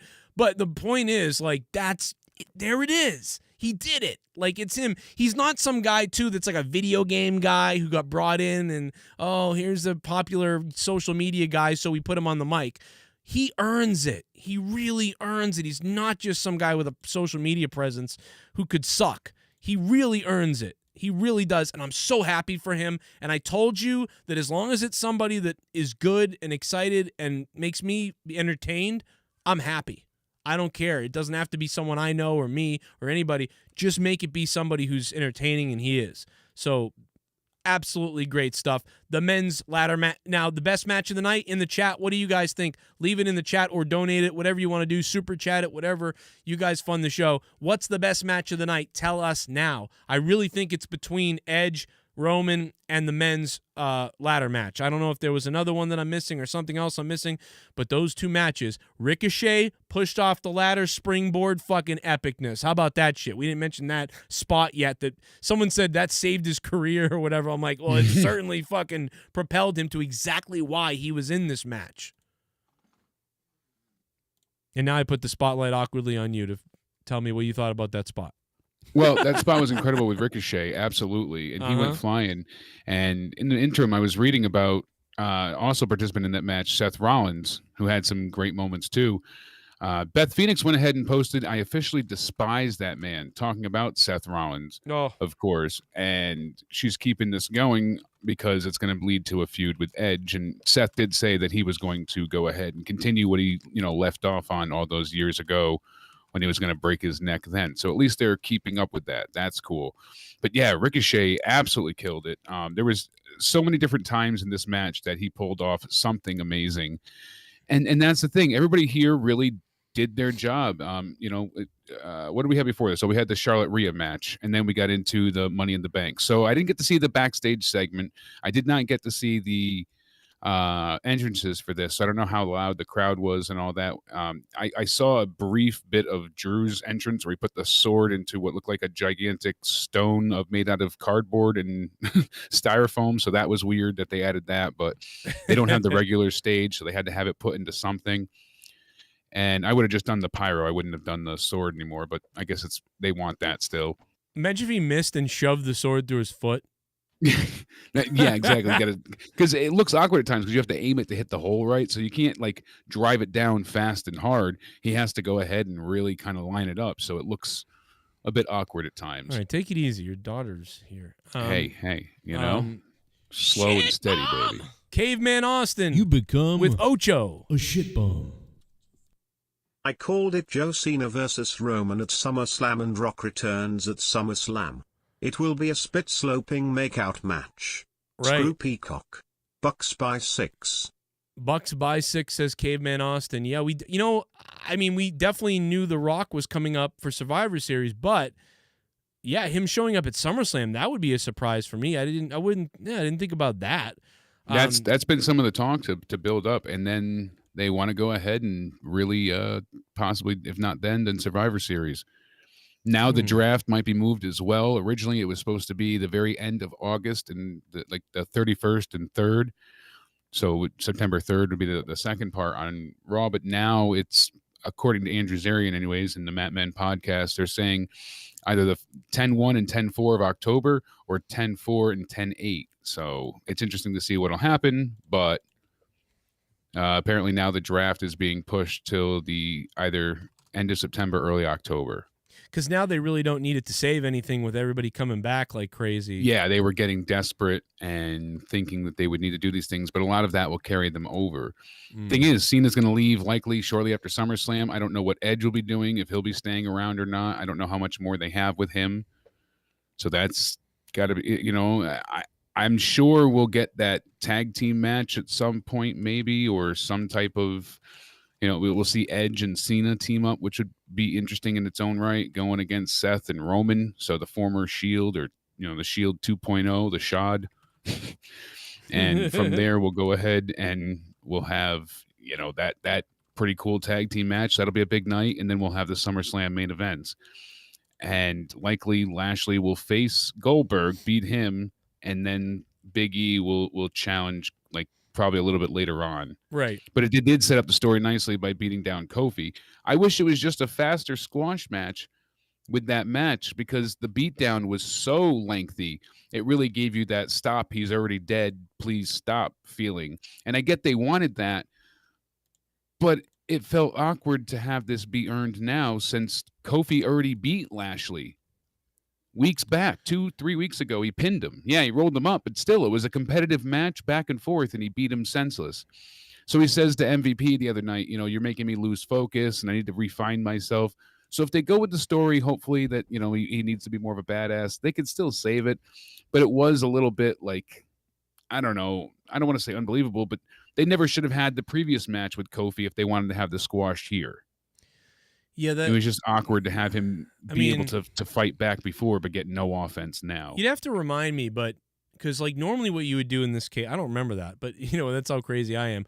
But normally what you would do in that case is, Kofi would look like he could win, and then he ends up getting beaten because they cheated, and then he has this match and he gets beaten clean. That's what you want to do if you want to make it seem believable that Kofi could win, but then he loses straight up.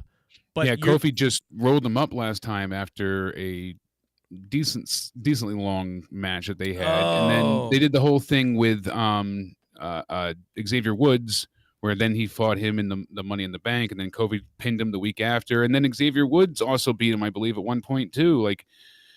I know they were trying to show the cracks are falling through and everything's breaking down with Lashley, but it didn't really feel that way ever. It just felt like, a stupid roll-up happened when it shouldn't have. No, and then Lashley just decimated. So to me, walking out of this one, it doesn't really make anybody feel better. It doesn't make Bobby look like more of a monster because it didn't quite seem that way. I mean, he destroyed him, but it really just buries Kofi. That Kofi what I would have done is not going near any title anytime, probably ever again. What I would have done was I would have had Kofi and Big E be saying something to each other like, man, how awkward. What happens if I beat Bobby Lashley and you win the Money in the Bank? That could be weird. Yeah, it could be weird. But, hopefully that happens, right? Sure. And this awkward story of Big E and Kofi kind of talking with this sort of weird vibe going on. So then Big E wins, and you're like, oh shit, Big E wins. And then Kofi, his match is after maybe or something like that.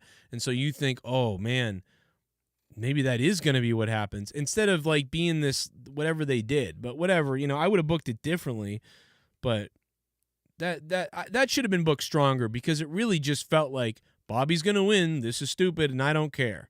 And then it was over, so, or you should have had Bobby squash the guy. I mean, at this point, yeah, Kofi Mania is over. I mean, this. Well, like Admire Silence said, Lashley destroys the New Day and then Big E gets to avenge them. That would have been fine, but these guys also have wins over them. So it just kind of felt, I don't know, pointless. And then now we'll get into Goldberg. But since Drew beat Goldberg at the Royal Rumble, I honestly don't feel like Goldberg's a threat anymore. I don't feel like he's going to show up and take the title like he has every other time. Since he didn't then, I feel like that phase is over. They're not going to, so they'll bring him back for the big name value, but I don't think he has a chance to beat Bobby Lashley. What's the last thing he did? Because in my opinion was he beat Kevin Owens, then he beat the Dolph Fiend. Ziggler. No. He lost a bunch after that. He beat Owens and stuff. Then he lost. Looked stupid. I'm just saying for title wins, yeah. But then it was like, okay, he's gonna beat Dolph Ziggler, so he's back on the map, kind of a little bit. Is that the last thing he did? Was beat Dolph Ziggler? Yeah, because they had that. No, the last win he had, I think, was against Dolph Ziggler. But then he lost again. He lost to Drew at the Rumble. Oh, that's what it is. So, yeah, you really haven't... And I think he lost somewhere because the reason they gave him the Dolph Ziggler match was because it was so bad against The Undertaker. That's right. Yeah, and they were like, so they gave he can him that one as jackhammer a this palate guy. cleanser. Yes. And I don't remember if there was another match after that. I think he was in one of the Rumbles. Maybe I'm crazy. We knew I don't know. They were like, oh, you can jackhammer Dolph Ziggler. So definitely that. And then it was dead on right. He made him look like $1 million, Dolph Ziggler did. Selling all and then over he the challenged place. him again on the mic, and it was funny. Like, you can't kick my ass a second time, that kind of thing. And then... Oh, he lost to Braun, someone said. He lost to Braun? Is that really true? Oh yeah, well, yeah, because he lost to Braun at Mania. He dropped the title at Mania. I forgot about that. So he beat the Fiend, and then he lost to Braun. Oh so my God, and then he lost to Drew. Oh my God, you're the best. Oh my God, wait. You're the best. Oh my God. $30 from the Renegade Joe Compton. I don't think I can hold it. Do not come. I gotta come. Oh no. Do not Oh come. my God. Oh no.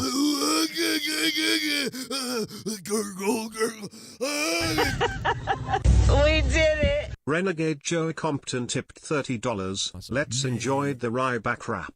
Congrats man. on 70k. And go fuck yourself with some rusty razor wire bullfag. Oh God. Renegade going after Bullfrog. Let's hear the Ryback rap. Fucking headphones up. Where's a picture of me? Put a picture of me on the fucking screen. Renegade, right thank now. you. Come on, do it. It's Ryback I rap swear time. To God, you're gonna fucking rue the day Joe that you talked Cronin. about me, Joe Cronin. Joe And Cronin. I'm gonna seriously fucking crush your skull. Oh God. Do you understand me? Yeah. What's that? What's that? It's the Ryback rap. What's that? What's that? What's that? Joe Cronin. Who's that? Joe It's the Cronin. Ryback rap. What's that? Yo, who's that? What's that? Yo, it's the Ryback rap. Joe Cronin. What's that? Get out the way. You're probably gay. Joe Cronin. How about that? I push your head into the mat and it goes flat. You're Joe not Cronin. ready for this shell shock. And you got a tiny cock. It's the Ryback rap. Joe Cronin. Ryback rap. I'm not talking crap. So how about that? I get the Ryback rap. Ryback rap. So stop talking shit, you're full of crap. Finish it.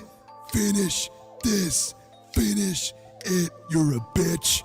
You're a bitch. I'm gonna kill you. Yo. Joe Cronin. Yo, it's the Ryback rap. Joe Cronin. Talking crap. Go to Amazon and buy my stash. The Ryback rap. Roar. I'm gonna crush your skull in a pit of spikes. Roar. It's the Ryback rap. Roar. It's the Ryback rap. Roar. It's the Ryback rap. Hey Pat Buck, I'm gonna fuck you up. Roar. It's the Ryback rap. So roar back. If you do, yeah, your head will go splat. It's the Ryback rap. Finish it. Shell shock. Gurgle, gurgle, gurgle. Super man is what women call my dick. Roar. In the bedroom.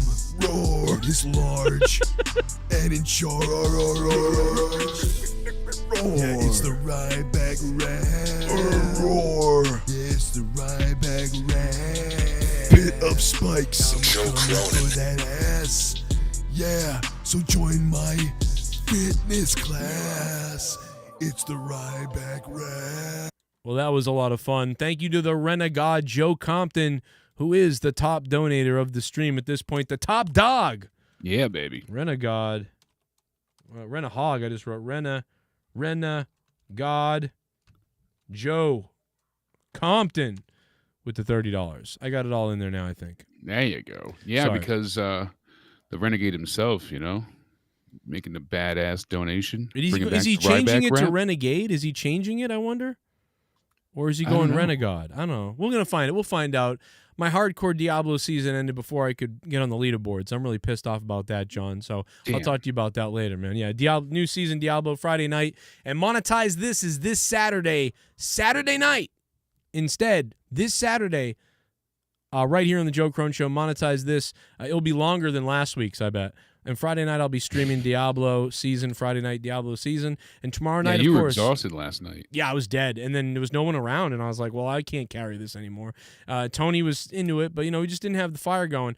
But it's okay. That happens. And listen, tomorrow night, Monday Night Raw review, but there's still stuff to talk about. Jake, what else do you have that you want to talk about here tonight? Yeah, that Corbin fund, apparently something happened that they did some type of like moment with him. I didn't catch it. We missed it? It must have been when the Peacock thing was down. I don't know if it was part of that backstage thing or whatnot. Yes, it was. You're right. It was happening when Peacock was down. Yes, there was a commercial. I like that they actually made a website for it, corbinfund.com. I mean, it's just a bunch of images, JPEGs on there, but it's funny. At least they did that much. Famous B ripped off again. You know, and in a way. Yeah, no kidding. But it's working for me. I think it's funny, and they didn't present it as pathetic. He was like, "Oh, you're not even, clearly spending your money on clothes, so you can donate it to me." And I thought that was amusing. It wasn't like him actually being like, "I have nothing." Like he was still being a insensitive prick. Right. So that was great that he still kept that much of his character. He's not a full like face turn like we were expecting. A lot more people had issues throughout the night than just the major outage we're hearing now, too. Dave Meltzer has confirmed that there were major issues with the Peacock stream. They weren't aware of them, per PW Insider saying that WWE didn't stall Money in the Bank because there were issues. They said the problem wasn't with the feed from Fort Worth. It never happened on the international WWE Network stream. Wow. It seems Peacock switched to the international feed to fix the problem.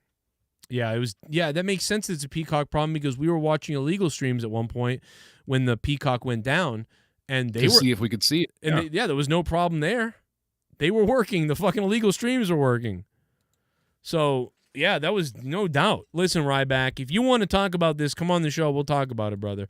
How many chromosomes you got? All right. How many chromosomes you got? I don't know what you mean by that. Of course you don't. Dave Meltzer went nuts on Zelina Vega. He was cursing her so much. Was he? No, he wasn't. Come on. No. He was. I don't know about cursing. I didn't hear all the audio, but I know he was very, very mad. And Wait, why? I know on Twitter he had a big tirade too. So I didn't get to read all of the What? tweets. But yeah, he was very upset, saying like basically, I think the gist of it was like you're ruined if because you went back to WWE. He was upset that she didn't go to AEW. Was my general gist of it. So I'll look up more info on it and have more than just my take, but yeah, definitely interesting. We'll see what happens. Some people are speculating that Big E might cash in right away. I hopefully he doesn't call his shot and like predict ahead of time like they make some faces do.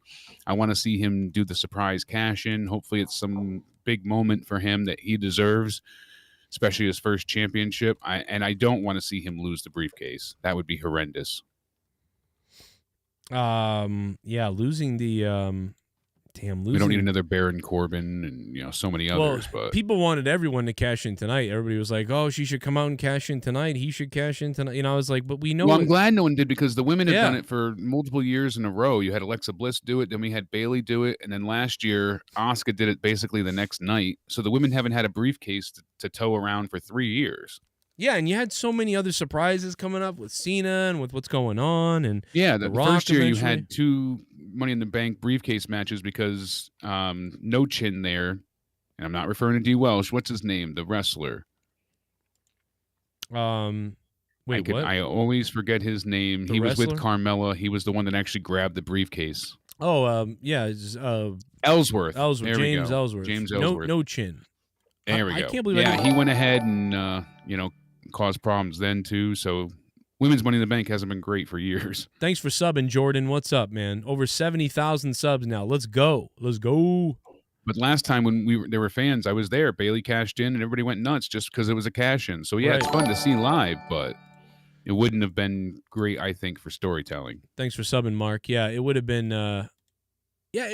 It wouldn't. You always want it to happen, but then if it happens, like, all right, it's over now. I mean, milk it a little bit, right? 3 months to 7 months, or 3 months to 8 months. That way you become something to do. A shit bomb. We're gonna have to listen to her every week, though. Now. Think Vince is on the phone chewing out white collars from Gorilla when streaming issues like that happen? I bet you he doesn't even know about it, really, because he's busy doing the show and whatever else. I bet. What did you call gorillas? Jesus. Oh my God, that is terrible. Oh my God, that's like Bobby the Brain Heenan back in the day. I know. Pass me that gorilla. Hey, let me ask you something. Can you pass me that Coco Beware doll over there? That's a gorilla. Are you serious? Yeah, just go pass me that Coco Beware doll. That's a gorilla. Oh. Yeah. That's dude. That's the Gorilla Monsoon. Like his reaction to that is hilarious. It's like probably because he doesn't know what to do. The greatest racist bit the WWE has ever done. It's the best racism bit ever done by WWE. I don't know if it's still on YouTube, but it was a while ago, and it just that bit murdered me. I hope to God it's still up there because it's the funniest goddamn bit ever. I'm surprised that it's still up if it is. Such a classic because it was just so shockingly funny. It's so fucked up. It's like insane. But it's oh my such God. A classic. But again, and yeah, it was bad though. It was bad, but it was like it's insane, man. You know who sent that to me too is like I forget. I think it might have been AJ Adams or somebody like that, or one of those times I mentioned it. Someone sent it to me. It was like, I found it. Here it is. And I'm like, yes, that's it. Oh my God.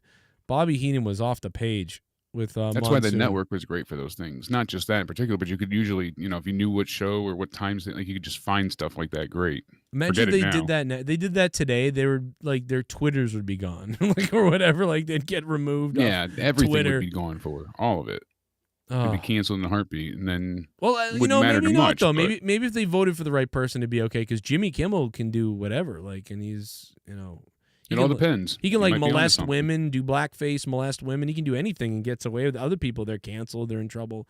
So maybe not. I mean, maybe he'd be okay as long as he voted the right way. I mean, or if you have a lot of money. Show was entertained 5/10.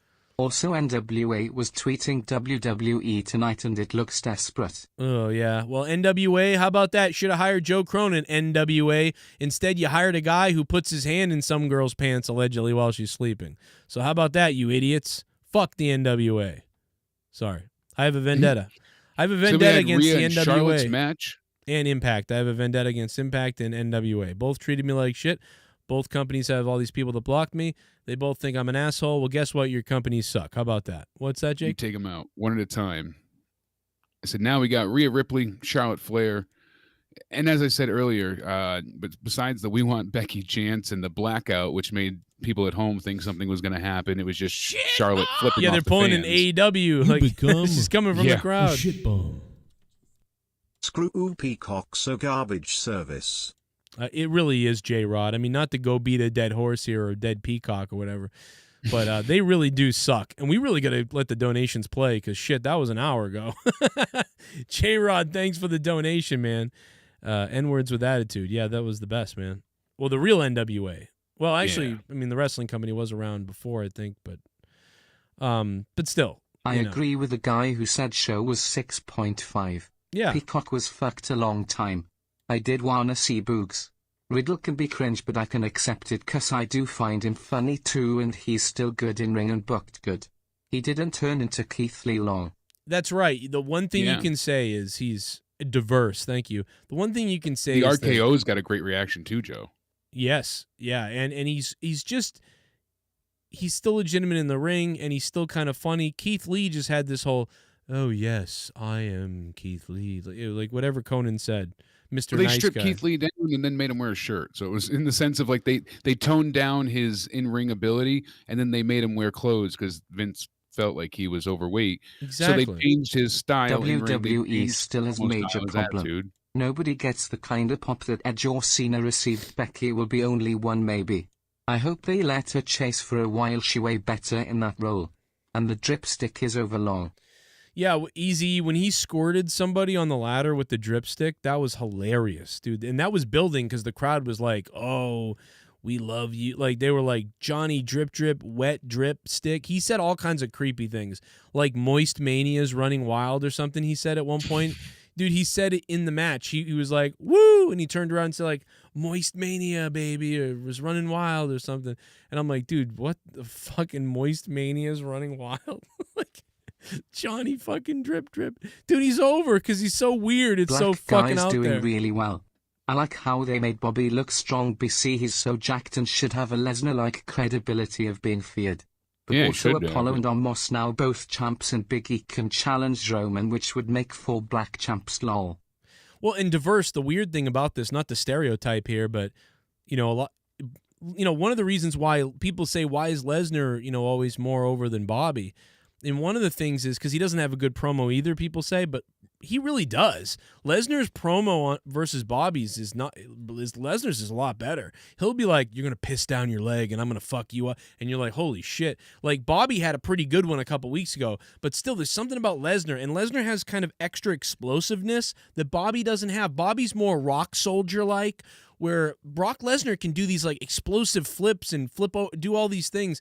He's actually more athletic, I think, than Bobby Lashley, which is weird because you would expect that maybe that wouldn't be the case, but he really is to me. So that's slightly an edge to Lesnar. But we've always agreed that Bobby Lashley in WWE has been treated like shit, whereas in Impact Wrestling, Bobby Lashley was an explosive fucking monster, and he was way better in Impact, and we're starting to see that. And he was more over. Right. They had him as a face, so it was impressive, and yeah, I mean, it was surprisingly intimidating. He should have that aura about him. I mean, the Raw after Mania the year before is when we got him, the year before the pandemic. And we were like, oh, wow, Lashley is the big return. Here we go. And then nothing with him for months. And he had that silly feud. And then the stuff with Sami Zayn and his sisters. Then the Lana wedding and the feud with Rusev. And then nothing. And then, oh, look at that. He beat The Miz to become champ. He couldn't beat Drew, but he beat The Miz. And then all this. It's like... So it hasn't been the best of runs, really, when you I'm skipping things here and there, obviously. But the point is,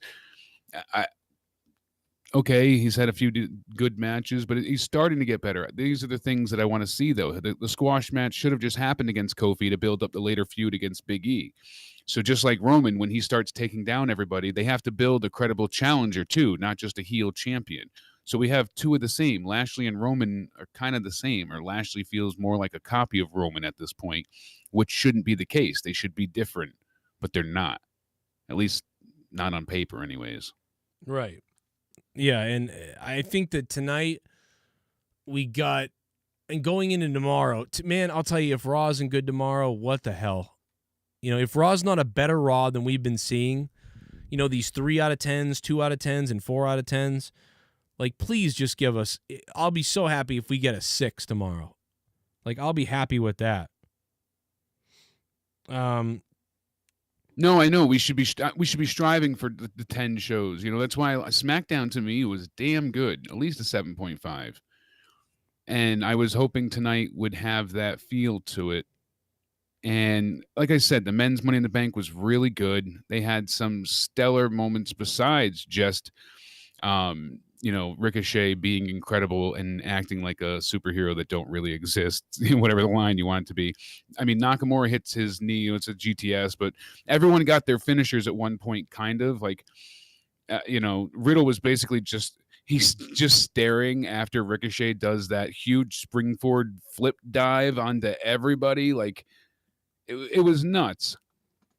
Because Riddle just tips the ladder and then Ricochet jumps, like you said before, off the ladder, onto the ropes, and then tackles everybody down on the floor. So Riddle's just staring. He doesn't know what to do. And then everyone in the crowd is like, get the briefcase, get the briefcase. I know he has that stoner mentality, but I wish he just started to go for it. But it works because he's silly. So he starts going up there, and Ricochet tries to stop him, and then, bam, he hits him with the RKO on Big E and Ricochet. And the crowd is going wild. And as soon as he's stomping his fist in the ground, he gets stomped by, friggin' Seth Rollins. And then Rollins gets hit by the GTS. And then Morrison, hits him with the dripstick and does some other crazy stuff. And then Owens hits Morrison with the stunner. And now it's like, holy shit moment. Like, that was a huge sequence. I'm glad you brought that up because it was such a good sequence of stuff. Yeah, this is why I want to make sure, that was one of the things I definitely took notes for. I was like, wow, can't rewind this. Don't want to miss a step. So now Owens is selling the leg that he fell on before. And, we get all these big splashes, and Rollins picks him up, and, he puts Ricochet. He gets out of that. So he puts up Ricochet and sets him up with a shocking pop-up powerbomb. So now Ricochet eats this hellacious pop-up powerbomb, sells it, stays, ass in the air, completely folded over like a pretzel. Rollins grabs him and power bombs him, Owens, over the ropes, through the ladder, but he lands awful. So painful. The way he lands, I mean, it looks like he comes down on the either on his lower neck or his head. It definitely was a painful landing. And this is after everyone thought that Owens botched by landing on his spine before. Right. But that's not the first time he's done that on the ladder. He did that spot years ago when we were there. Right. So, or the year before that, one of the two. I know I've seen it before, where he lands on his back. On the, his spine must be made of titanium or something at this point. But like I said, just this awesome set of sequences. We already got a great set of moves before. And then, of course, the ending I thought was just a great way to handle it, because Rollins is really, going ahead and just selling all of this. And he just took out Owens. He sets up the two ladders and he climbs the bigger one. And then Big E jumps up and then just grabs him and hits the big ending. Big E climbs it, pulls the briefcase down, and the crowd erupts. Hell of a win for Big E. And now that we saw everything that happened with Bobby Lashley earlier, that must have in kayfabe empowered, or at least emblazoned Kofi losing to make Big E want to win. So right, they can tell that story as well. That'll be good. And the main event, like we said, it started a bit slower than everything else, but they told a great story that just continually built more and more to the ref bump. Then it went to pure chaos. So that was a 33-minute match. It felt long at times, but then again, it would recover and go so great with the story told. The ref bump was great with the whole, because he kind of came down on the leg in a different way. Instead of doing something ridiculous where he gets knocked out or punched in the face, it took a while for him to roll out of the ring, which was a little ridiculous. They were trying to get doctors to him, so I understand what they were doing. They were trying to sell it like it was a real injury, so they didn't want him to move. Uh-huh. He was just supposed to be writhing in pain, which he was. But yeah, so Edge gets the near fall, and then all of a sudden Roman gets up and hits him with a punch, sends him backwards, and hits him with a Superman punch. Edge stumbles and goes right back and falls onto the knee of the referee. So that's when Robinson went down, and I was like, oh, that's a good spot, because they did the stupid spot that I know you have griped about before. I can't stand it either. They did it during the Viking Raiders match, where Eric, basically Ivar had the match won. 1, 2, and then almost pushes Eric into Ivar, and it breaks up the pinfall. They always do these accidental falls onto the tag partner to break up the match's pinfall, and it's just really frustrating. It's the same spot done over and over and over again, and that's the only way seemingly a lot of these tag teams can figure out how to break up these spots. John Cena did speak afterwards. There's a little Yes, bit of he the did. crowd. It's as if Cena shows up, we cheer. Is this like Bizarro World? What's going on? If Cena shows up, we cheer sign. Yeah, well, it's because, again, the product has been so stale that John Cena had great moments in the past. And so, like we all said, despite the China comments and whatever else you want to say, you knew he was going to get cheered, because it's just, thank you, God, look, a wrestler that we remember that's a wrestler. Randy Orton, John Cena, even if you don't like them that much, they're still from an era where they feel like legit wrestlers. The people out there now still, to me, don't feel like superstars the way that anyone ever did before. So it just shows you, I think it still spells trouble for the future. I mean, they still need to do something. I mean, luckily Roman finally has been put over as this great heel. It's just phenomenal what they've done with him. But without a face-to-face, they bring back Cena and The Rock for that reason. And now we get some donos to play, I guess. Yeah, shit bomb! You become a shit bomb. Do you guys see Omos turning on AJ soon? I want that to happen. I believe Omos would get a huge spike in popularity if he faced AJ. I don't believe he'll turn renegade, because I truly believe that they need AJ on Omos' side to sell him at this point in time. Exactly. I honestly believe that they need them to work together currently. Exactly. He's learning, Why can't Nikki keep last name? AU has 12 pages and cages, and it's spelled different than Carrion's. Baron Corbin working at Applebee's storyline would be fire. Byron Saxton should go back to traffic reporting on Channel 4 in Jacksonville. Peacock suckers. You know what would be really funny? Cena makes me stir fry. Is if thanks for the $3. And I agree with you on the cross name. It'd be funny if Baron Corbin went around with a collection basket into the crowd during the Raw or during the show.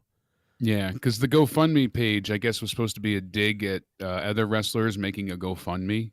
Right. I guess Vince and other company feels that wrestlers making GoFundMes cheapens the business. Well, how about you give them medical insurance? Yeah, how and they about you won't give have to medical make to people? GoFundMe? Fuck them, dude. Like, fuck off. But so that's part of the reason it was made as a rib. I mean, This I is agree Meltzer that the saying wrestlers this, are bitches with their fucking video games and this thing, and I'm on Twitch now too, and stuff that we've been doing forever. But yeah, Jesus, I mean, what the fuck do they have the right to say anything? You don't pay people enough. I know. That's what I'm saying. You're not giving them. And what's the dig? Where's the any money going? past life benefits and. What the fuck is on my face? The money's going to charity, right? I would assume. Is there something on my face, or is that No, the it's light? not an actual GoFundMe, so that's the thing. Oh, it doesn't work. You can't. It go doesn't to work. It's just a bunch of photos on the site. Oh, that's lame. Create a real It's just site. a mock site. But No, take people's money. That'd be hilarious. well, that's the thing they didn't want to do unless they knew it was actually going somewhere worthwhile. So I get it, but It would be a weird thing to do, but I say fuck it, do it. yeah. You know? Oh, that's what we missed. The Applebee's commercial with Baron Corbin. That's what we Yes. missed. I told you they were going to make you hungry in my predictions. Oh, you guys may not have heard it. I did a predictions thing up on Patreon. I did a bunch of stuff on Patreon today. Go check out the Patreon. By the way, thank you, 310 patrons right now. But yes, go ahead. Applebee's, Jake. I'm sorry. No, we both missed it. Unfortunately, Mr. Pico said we missed the Applebee's commercial We with did. Baron Corbin. Apparently, he wouldn't sit with people, or people wouldn't sit with him. He was all by himself. So I'm sure we'll Okay. see it at some point. But We need that in the funny joke with Owens, because we sort of saw it like Boogs, I guess, was playing RKO's theme, Randy Orton's theme, and then Kevin Owens kind of went like, "What the fuck?" And they were like, "You got your rules and your religion," and they were all like doing it, and Kevin Owens is just like, "What the fuck?" And then he walked away, but I couldn't really tell if it was that funny because it was freezing. 904 Pinball Zine just became a $10 VIP patron on Patreon. You guys can get all my shows and other things on your phone in audio form to save your data plan, plus 20 hours to 30 hours of bonus content a month that you don't hear on YouTube. And Corrupted Podcast is returning this weekend coming up, so look for Corrupted to be back on Patreon. 310 patrons. Thank you guys Damn. for that. And the return video for John Cena just on Twitter is already at 1.2 million views. Oh my God, bro. There's some more Cena. Listen to that. Tonight, I just wanted to come out here and let Roman Reigns know that I was back, and I certainly wanted to come out here to let all of you know that I'm back. Wow, man. It's been a while since you've heard that roar. You know, I mean, AEW had Those people were nuts. AEW had a great roar the other night, but 6,000 or 7,000 people, you couldn't fit any more in there. This is a building with, 10,000 people, something. So, I mean, that's pretty awesome, and you got to give it to them for that crowd. Oh, wait a minute. Samoan Boozer. Samoan Boozer is donating. $9 for a fuck. Someone donated 9. I'm getting hard. I got 9 inches inside of your wife. $9. I'm shooting my semen to the ceiling. I'm coming and my balls have turned blue. $9. Suck my dick. $9 for a fuck. The Samoan Boozer tipped $9. It is great to be tag champs. Maybe next time I'll kill a family of 4 on my next DUI. Oh, my Hashtag God. USOS forever plus 10 years. The Samoan Boozer. Thank you, Samoan Boozer, for the $9. That's terrible. Samoan Boozer. I did predict that the belt could go flying from the car and decapitate somebody. Imagine that, a WWE title kills somebody. That could be crazy. That would be pretty insane. You'd never forget about that. The belt with the blood No. all over it. Shout out to the top dog, Renegade Joe Compton. Thank you so much for that, my friend. Different people are saying that Goldberg should beat Bobby Lashley and then have Big E cash in to beat Goldberg. Ooh. Why? You ruined the story with Lashley and Big E getting revenge for beating the rest of the New Day? And why give Goldberg the title just to take it from him? That makes no sense. Like the Daniel Bryan story worked because he won the title, but it was taking it away from him that made sense. So having Goldberg win and then just taking it away from him, there's nothing there. It just doesn't feel necessary or special. That would be, I think, a terrible idea. Yeah, I mean, and I know this has nothing to do with what you said. I agree with everything you just said, and I just dead on agree with you. I don't need to add anything.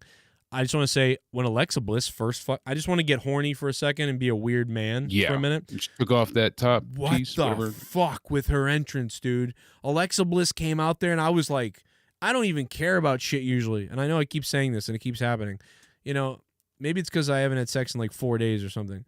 But she came out, and she was like dancing and ripped off her shirt, and I was like, oh my God. Like, and everyone in the chat like exploded and lit up.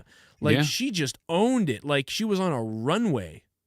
Like, she owned it like she was on a runway. Yeah, no kidding. I mean, she just took over, and the fans ate every bit of it up. They were happy to see her, and her having that first, televised pay-per-view entrance. People were just going nuts. Yeah, I wasn't trying to go full misogynist, but it was like, no, wow, but like, she it was certainly. hot. I like this look, the possessed look, better than the other look they had with the rainbow suspender type. She looked way younger, and it wasn't just fitting. This, she looks demonic, possessed, evil, and it fits for what they're going for. So this was a huge night for Fox, for USA, for WWE, for Peacock, even though they're idiots, and for Fox. I can just see it, the trends, the patterns, the stats. Us, over 1,000. We had 1,300 people watching at one point tonight, which we have not had in a long time, it feels like. Yeah, wrestling is back. That was pretty much the bare bottom number we were at before the pandemic. So, I mean, I think tonight was special with Cena coming back. I don't think we're going to hit that every time now, but I mean, but it just, you could feel people are going to be excited, and that's the thing here. I want to see them build enough stars. Charlotte, I knew she was going to win, but it's just not interesting to me. She's never been beaten by Rhea. So Rhea lost to her with her NXT title at Mania the year before. So Rhea beats Bianca this year, but then loses again to Charlotte. So it's just it's upsetting, and I get what they're going for, with Becky coming back, but this really should have, in my eyes, been Rhea Ripley and Becky. Right. We've seen Charlotte and Becky so many times. It's so coming that's part of the again. reason, too. Seeing Charlotte win here, I'm just like, I don't want to see it. I would rather see Rhea and Becky. I don't really care about it either. It's just going to be about Becky coming back and winning the belt off Charlotte, probably. And I think they felt like, think about it, Becky coming back and winning the belt off Rhea Ripley just doesn't feel right. And I think they felt that, too. They felt like because she's not a heel, she's not a face, and even if she was a face, it'd be awkward. Yes, they need to take time and discover what Rhea is going to be, and so I honestly agree with this. I really do, because I mean, it's a good explanation. It still just doesn't feel interesting. I'm not arguing against you with that being logical. It just doesn't feel right because we've seen the Charlotte stuff so many times, and now I get it, but everything's. I'm gonna back be a for the repeat, belt, pretty much. Charlotte. Charlotte, I've come back for the belt, Charlotte. Yeah, pretty much. Get ready for it. I'm back, Charlotte. My But now tummy. she's full of breast milk, so I'm back and I'm full of breast milk, Charlotte. that's gonna Do be you your think finisher. She'll Ricochet squeeze her will go boobs back to together. doing and nothing? fire hydrant. He could be a good mid-cardic champ that can do anything. Just don't let him talk. I feel WWE should push him mid-card. Eazy-E, he's definitely there as an enhancement guy. Unfortunately, he's so great in these ladder match roles and things like that. He's so good at them. He's the new Jeff Hardy, basically, the young Jeff Hardy thing. If only he was a little better on the mic, man. He should be in the mid card, like on the top of the mid card for title.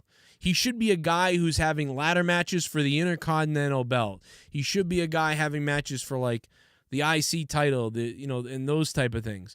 But unfortunately, because he doesn't have the mic skills. Shit bomb! Just you become a shit bomb. But he's great, Imagine waking up and allowing someone's joke about killing themselves ruining your day. What a sad life spending your days being fake pissed. Well, Adam, thank you for that donation, which was like forever ago. That's what happens when people don't have jobs and things like that, or they're just on the internet all day spending time talking about me. I live rent-free in so many heads, it's unbelievable. And obviously I can I prove how didn't really stupid get it is. excited about Cena. Was unexpected, but I wish his character became just a little less fruity pebble super baby face. Roman should have looked more shook and Cena should have said something short. Okay, I didn't really get excited about Cena. Was unexpected, but I wish his character became just a little less fruity pebble super baby face. Roman should have looked more shook and Cena should have said something short. I guess I got to go back and kind of watch it again. He kind of did say something short. I thought he was just like, "I'm back and I'm blah blah blah." Like I don't even remember what he said now. I don't think his return is on YouTube yet. I think they only have the post-match comments. I don't With think Cena? Yeah. They have a network exclusive that's a minute. Yeah, but I want the moment. Oh, I got it. I found it.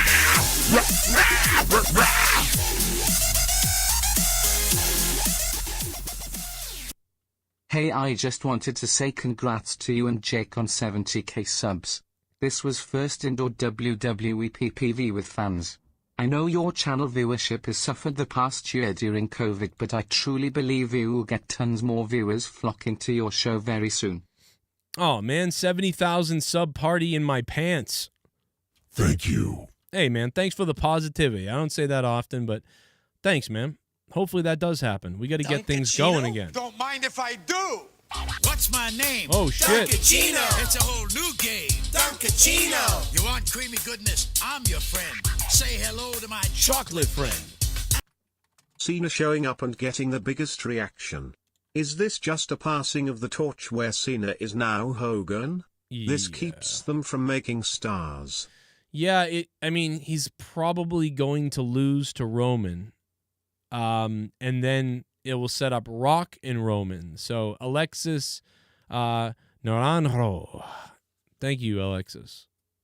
And yeah, so I mean, it's one of those things where Cena's come back to help, you know, and me and Jake, you know, really thought like, oh, this is they don't have the reason why I'll explain, they don't have a face, right? Right now, they've figured out a way to make Roman Reigns a top heel. They haven't had a top anything in forever, but they've got Roman, who is an 8 out of 10 heel, I would say. He's been great. He's been entertaining. He's been unbeatable. He's been believable. But nobody is on the level to face him as a face except people who used to be here. So the face-to-face Roman right now has to be Cena, Brock, The Rock, because they don't have anybody who's a face who's over. They figured out they couldn't make Roman be the guy, the face, but they can make him be the heel. That's worked. So that's the problem. This is like when Vince McMahon had to become the heel against Stone Cold Steve Austin in 1998, because even in the Attitude Era, they really didn't have anybody who had the heat on them that Bret Hart had, and even Shawn Michaels to an extent didn't have that heat because Shawn Michaels was kind of liked, and he also I don't know, it wasn't working as well. It was good. Yeah, and they found a way to build from there. And Shawn left. So Shawn left, Bret left, and it was like, we have no heels. You know, Dude Love became the heel for a second, but it was like nobody could be as heel as Vince, so Vince became the heel. So that's what this is. We don't have a face. Triple H wasn't there yet. The Rock wasn't there yet. Yeah, they were close, but they weren't on that level. They were fighting for the IC title still. Exactly. So this is that, but flipped. This is flipped. We got to heal. Because they don't have people at this point in time, and they need them. That's what I said. Vince and Cena were the two biggest reactions of the whole past 3-day weekend, and I don't think Roman's going to get stale if they keep finding people decent for him to face and keep the story going well. There's a lot of drama that they can add with the Usos. I mean, he laid it on thick tonight. He wasn't even really allowing them to celebrate. He was in his own way, but he was, again, like, I don't want to say fully disenfranchising them, but he was still keeping them in line. Yeah, like good. You should have done that. He never gives them full praise. He always takes a little bit back, and that's a form of abuse to keep them under his control. Yeah, it was like, feel better now. Point. You shouldn't, like, basically feel better now. You should have won because you shouldn't have lost them. Exactly. You should have never lost these titles. I can't believe I had to do all this. I did the hard part. The easy part was winning. I got you guys back to form. So. Right. Yeah, like good job getting your titles Yeah, back. You and should have that's- never lost, losers. I never lost mine, idiots. Like, but good job, whatever. Exactly. Yeah, I'm happy for you. Good job. Yeah, it's very nice. By the way, 70,023 subs. Thank you guys. We went over 70,000. Jake, any last comments you want to make? I don't know if you want to hang out and longer. Feel free to. I'm gonna keep going live. If you do got a jet, that's cool too, and I might take phone calls. But if not, stay around and we'll both do it. Yeah, I'm it's gonna up to take you. off so you can take some phone calls. I got to be up at 5:30, so I Yeah, will get see the you hell for out of here. Raw. But yeah, I'm gonna give tonight a solid 6. I could even say 6.5 with the Cena return, but Yep. it felt special in its own right. Just having fans back in the building. I know some people say, "Well, oh, they listen to fans," but if that initial rumor we discussed is true, then they really don't, because everyone wanted Liv Morgan, it seemed. All the polls, all the predictions. Oh, And God. they said, oh, because they predicted her, that's why we changed our decision. We went ahead and changed our minds and picked Nikki instead. If that is true, I mean, could be just pure speculation, but it was said that Vince wasn't even decided on the men's till earlier today. Yep. I believe it, because if you look at the men's, they set themselves up well with quite a bit of options. They did have, you could have had Seth win. You could have even had Ricochet win. You could have had anybody in that match win. Even Johnny Drip Drip, you could have called an audible. Yeah, like, because oh, he they was love over. him. Yeah, make him happy. Like, Exactly. So really, they could have had a possibility with any of them. So that's why I understand them taking their time to make the changes. But Big E's a great choice, and it's not just like, oh, I'm not happy because I don't care for. I do like Nikki Cross. what's I'm good not about- crazy about the superhero gimmick. yeah. But I don't feel like that was the best choice for the company itself, for the fans, for No, for it's any stupid. of it. It's all it is Vince. Like, boo-hoo, I want to do my Otis story with her. It's like, this is just the classic. They've done it a million times. Here it is. Like, Yeah, he's booking for himself and wants to make himself laugh. right. And who was going to win it of the women anyway, to be honest? Like, that's why I picked her. I mean, It seemed like Liv or Alexa. I mean, those were the two that really Why- made. Alexa was the one that made the most sense, I guess. I hate Liv now. I can't I stand don't. her. I don't dislike her, but she's becoming a bit grating on my nerves because they're turning her into a crybaby. Where She's every time she crying doesn't make every it, she's second. crying and crying and crying, and she was crying after. I mean, her makeup is already her with tears built in. So Yeah, dude, fuck that. I was like, nah, this is like discount Alexa Bliss at this point, which is weird because well, her and Zelina Vega were the worst part of SmackDown to me with their bickering back and forth on commentary. It was. Oh yeah, I couldn't listen to it. It Can was I killing talk? me. No, I'm not gonna let you talk. Shut up. Like it was Basically, like, they God. talked over each other and just yelled, and it was nonsense. Yeah, that was So- awful. Fuck that. And I'm sorry. I think Liv is sweet. I like her. Like she seems like a sweetheart. I can't stand it. I don't like her in the ring really. She looks just like she's crying now every 2 seconds. Like, get the fuck out of here. No way. I think she has potential, but they're wasting it. I don't believe, because I think if she gets in the ring with Naomi should kick her ass. Like at this point, so she's on the bottom of the totem pole. Anybody that thought Liv was gonna win, like I almost can't believe it. Like of all the women in that match, you know what I mean? I don't. Yeah, I'm strictly going by fan support on that No, one. I and know. think That's why. where they What changed. fans though? Yeah. Like what, the SJW fans? Because they're like, I cry too. I like her because I cry on Twitter too. There's a lot of them. She had a huge movement behind God, her. It's crazy. Ever since they put out that They're all documentary, pussies. she's had a lot of fans, You which know was what? very emotional. So, What was the documentary about? Her uterus doesn't work. if only, right? Get No. a real story for WWE to exploit. They got Zelina back, so now they can cover 9/11 again. Ugh, Don't forget. that's crazy. They love that stuff, sadly. As horrible Yeah. it is to say, it's the truth. Now they can make another package on 9/11, and that's when they'll use Zelina Vega again. Yeah, I They mean, did it last year or the year before, and then they won't talk to her for months. man, she just drives me. I just can't get the Liv crying out of my head. All right. Whoa. Oh, you want some Ryback? You want some of this? Come on. I'm wearing an AEW and Jericho shirt. Let's go. Let's go. Come on. Bring it on. Piece of shit. Let's go, Ryback, you fuck. Fuck you, Joe. This PPV sucked. I just sat there and ate my potato chips and vegan bullshit burgers the whole time. That gay bastard Vince should have brought me back to face Roman. Fucking idiots. A-I. Oh, yeah. Oh, Great. I wonder what the crowd would have done if instead of Cena, it was Feed Me More. Oh, my and God. Ryback came out. Oh my God. With the fist raising. I would have died. Oh my God, dude. I would have came out of my chair. I might have. Oh my God. That would have been hilarious, actually. Philly, we eat shitty. We're gritty as can be. We can survive on our motherfucking own feces. In Philly, we're gritty. In Philly, we're gritty. In Soul City, and we'll eat our own shitty. In Philly, that's why our mascot looks like a... Good PPV.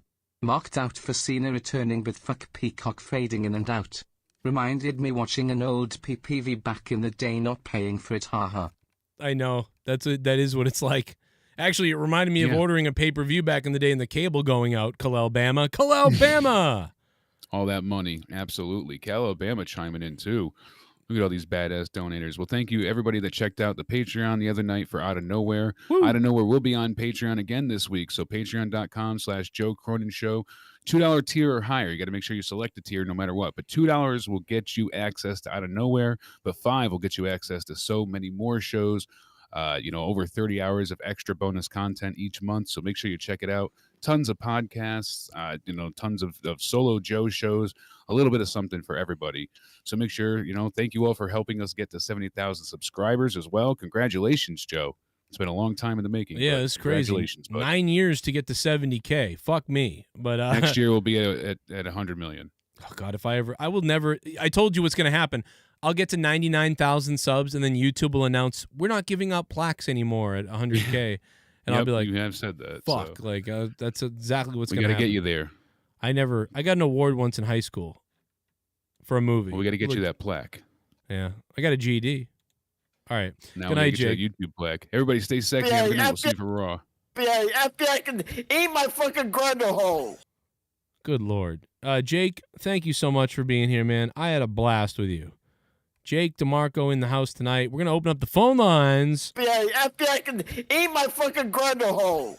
Don't be like that and let the FBI eat your grundle hole. Guys, what did you guys think of Money in the Bank tonight? It was Money in the Bank. One man, one desire. One penis. One sphincter. One man inside his mother. All because he could do it. I don't know. Go back to the donos. What do you guys have to say about Money in the Bank? Let me know. What do you give Money in the Bank out of 10? Leave it in the comments down below and let me know. I'd love to hear what you guys have to say about it. Leave me a super chat if you'd like. Leave me a Streamlabs, Stream Element, whatever. All the donation links are in the description box. You just got to expand it. You can see all the amounts and get weird and stuff like that. And shout out to the top donator, the top one-time donation. Where are my fingers? There it is. The Renegade Joe Compton, man. Thank you so much. Go back to the donos. Shit bum. A great selling tactic to buy into the network is instead of having Finn Balor return on SmackDown, WWE should have had the men's MITB first. A tease for a last-minute entrant happens on pre-show. Finn Balor's music hits. As soon as it hits, cut the feed. That's a great point. Malibu Al, that's a good idea. Oh, Malibu Al, that's funny. Yeah, that would have helped them out a little bit better, wouldn't it? If they had done that, the dingleberries. Malibu Al, thanks for becoming a $5 shit bum, man.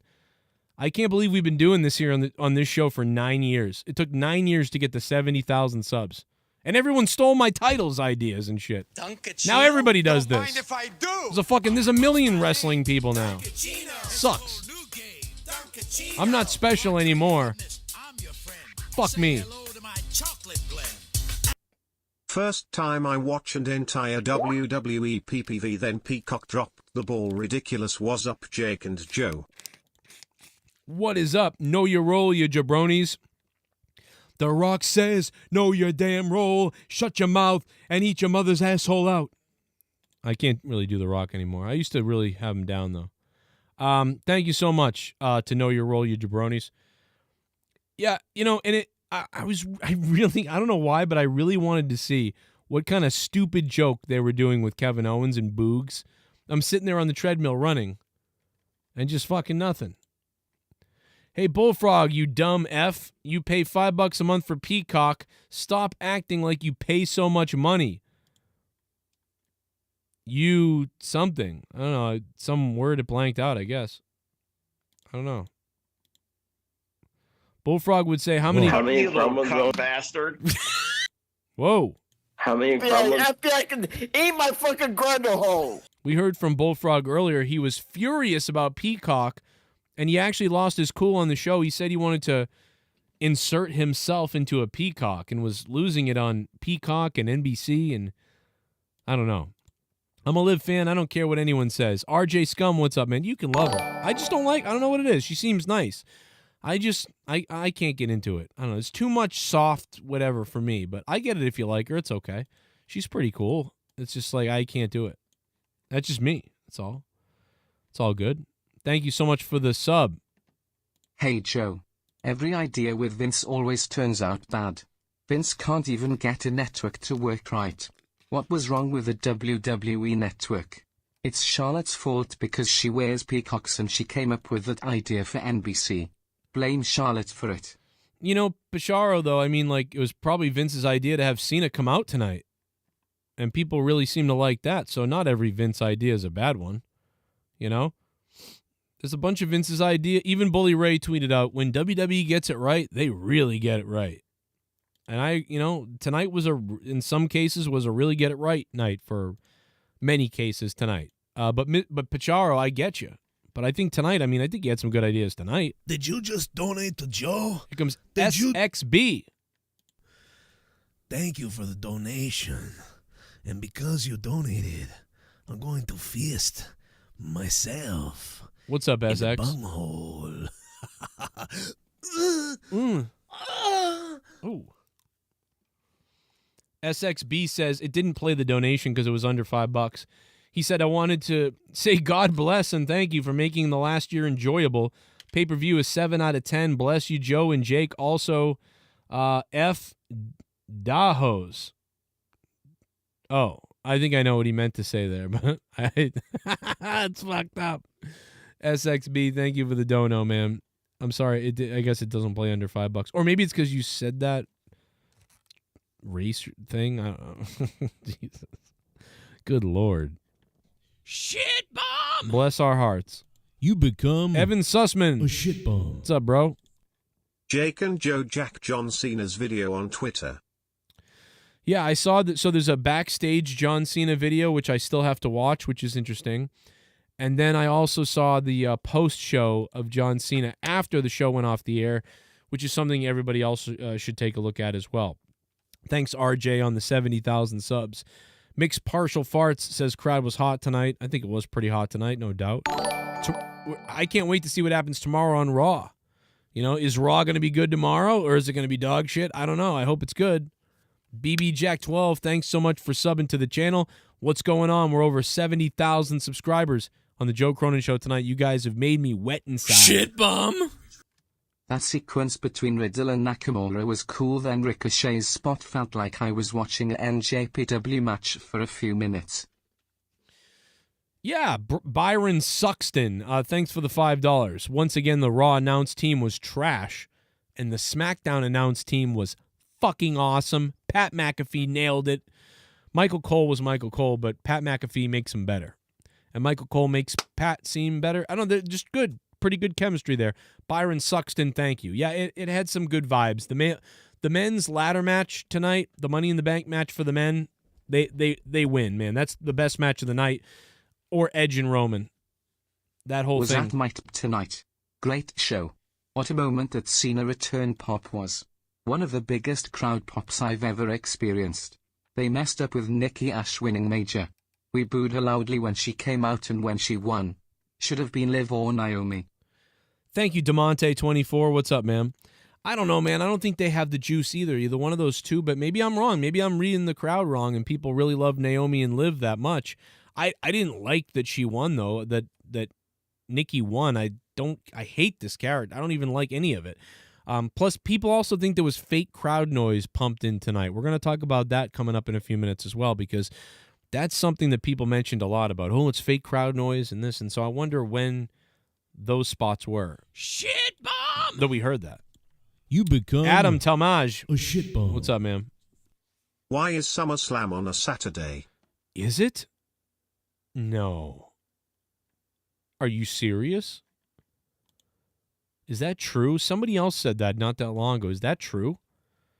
Let's take a look, man. And thanks to everybody who signed up on Patreon tonight, too, by the way. Tons of bonus podcasts of mine on Patreon, plus some shock jockey stuff not for the weak at heart for you people who like the old radio shock jock stuff.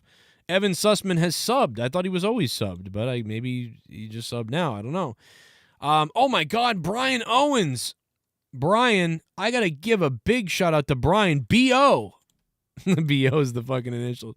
Brian, thank you so much, man. Brian just became a fucking $25 producer, and we can add him to the July producers list on Patreon, dude. Holy crap, write his name in right now. Brian Owens, man, thank you so much. Holy crap.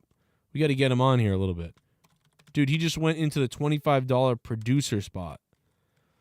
Listen, I appreciate everybody, even if you're a $1 patron, but I just got to give the special shout out to these $25 patrons, man. Certainly we have like hundreds of $2 patrons and stuff like that, which is awesome.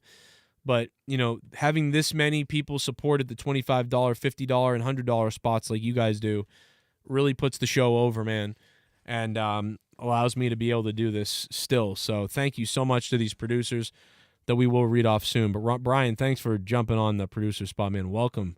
And enjoy all the people on Patreon. We have a good time over there. What up to Terry and Gordon? What's going on? Jennifer's still here. Thomas says, because what about football? Big Bad Ads is in the chat. Always thought pay-per-views made more sense on a Saturday. I mean, I guess they do in the way that, like, you can stay up late and the next day, theoretically, you don't have work Sunday, or most people don't have work Sunday. But, yeah, I guess you're right. It's just, selfishly, though, I'm like, oh, man, Monetize This is on Saturdays now, so that stinks. We got to do SummerSlam, and maybe we'll do Monetize This on Sunday, or I don't know, which is my other show that's a non-wrestling show for the people that don't know what Monetize This is. Yeah. Saturday, August 21st, it's SummerSlam. Well, you know something? I'm going to take on Roman Reigns. I am Bret the Hitman Hart, and at the SummerSlam on Saturday, August 21st, at the SummerSlam, I'm going to pin Roman Reigns in the middle of the ring because that's what my brother Owen would want me to do. I don't know. So, yeah, that's interesting that we're going to get it on Saturday. That is interesting. Comic Book has the top 7 matches for SummerSlam. We'll talk about that article tomorrow on Patreon, possibly on YouTube for free as well. So you guys know I'll be posting news and wrestling rumors and my opinions throughout the week here on YouTube. So always look for my videos. Always hit the bell. Make sure you hit the bell so you get alerts on everything. Make sure you're a patron, because if you're even a $1 patron or you follow me on Patreon, a lot of times you will get the alerts via email that I put up a video. So for everybody that always says, dude, I didn't even see you post a video, well, you'll get an alert if you're a patron. So if YouTube fucks up and doesn't alert you, Patreon is still going to tell you, hey, Dickhead made a video. And you'll be like, oh shit, Dickhead made a video. Let me go put the kids to bed, turn up the volume, tell my wife to shut the hell up, and then listen to Joe Cronin be a complete piece of shit about wrestling for about 30 minutes. So that way you get those alerts, and that's why you got to be a patron, and that's why I thank you for donating. And now there's some more donos. Don't worry. Let's get to those. Joe Cronin, who's telling people that I want $2,000 to do his radio show. That's not what I said. Dunkachino? Don't mind if I do. Dunkachino time. What's my name? Dunkachino. It's a whole new game. Dunkachino. You want creamy goodness? I'm your friend. Say hello to my chocolate blend. Flair looked horrible like an anorexic deformed body. Oh. The ERA of missed opportunities continues. Lashley looked emotional as hell. 3 out of 10. Lockdown King with the $5 Dunkachino donation. Wow, that he really hated the show. Dude, you know, Jake gave it a 6.5. I'd probably give tonight a 6. I thought it was nice. You know, I had a pretty good time compared to usual. And listen, Charlotte looked a little rough, but sometimes she looks good, sometimes she looks rough, you know. Shit bomb! I don't care as long as she can wrestle. You become It's her promos I can't stand. A shit bomb. NBC, not broadcasting correctly. WNBC can't get their fucking streaming service to work the right way. God damn it. Curtis in the chat says Edge should have won. And thank you guys for subscribing to the channel. Antoine Pleasant is in the house in the chat. F yeah, brother. I want to roll around with Alexa and live in baby oil, he says. Ryan the Heel is here. What's up, Ryan? How you doing, brother? We'll see if we can get to it in a minute. You become a member. A shit bomb. Hit that green button. Nakamura and Boogs wasn't the same without McAfee going nuts. I actually was looking forward to Nakamura's entrance all night. Got Raw announcers. Let down. You know, Craig W's, Craig, thank you so much for the $4.99, dude. Thank you, man. Craig, thanks for feeding my kids and paying for my wife's tampons. I really need you guys to help me with Leah's tampons. She has to get the double layer ones, please. Shit bomb! Thank you. You become a shit bomb. Got made fun of for leaving the bar to go home and watch fake wrestling. Morons talking trash like The Office or Avengers is real. Oh, yeah, of course, Adam. Of course it is. And especially if you're saying you're going to watch wrestling nowadays. With how bad wrestling is, of course. You know, I get that. Thanks, Adam. But yeah, and again, the announcers Raw were terrible. Pat McAfee on SmackDown was amazing. Great. Are you ready for this?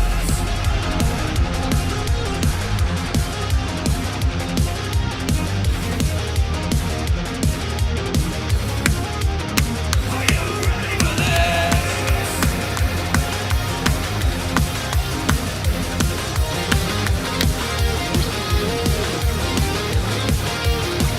Are you ready for this?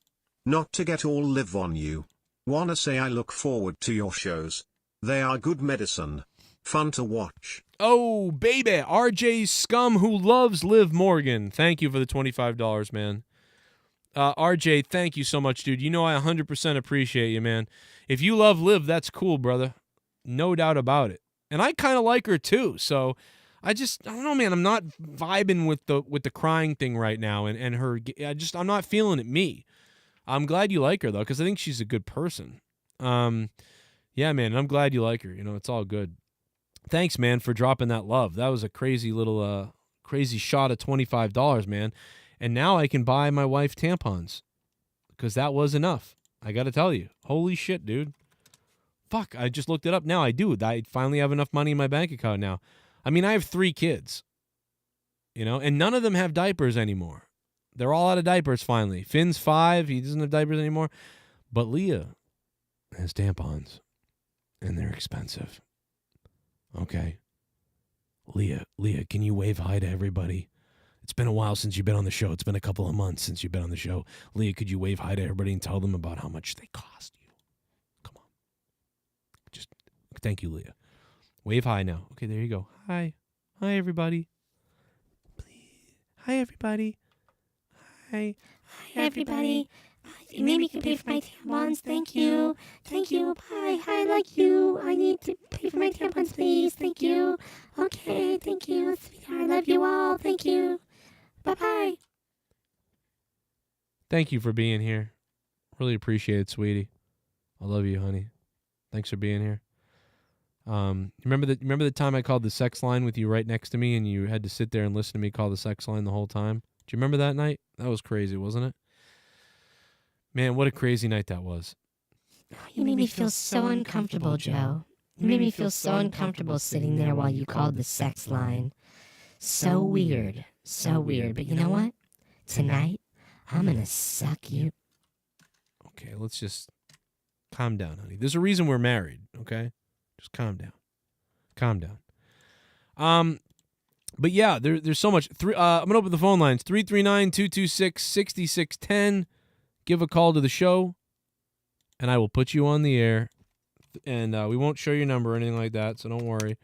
No doxing here.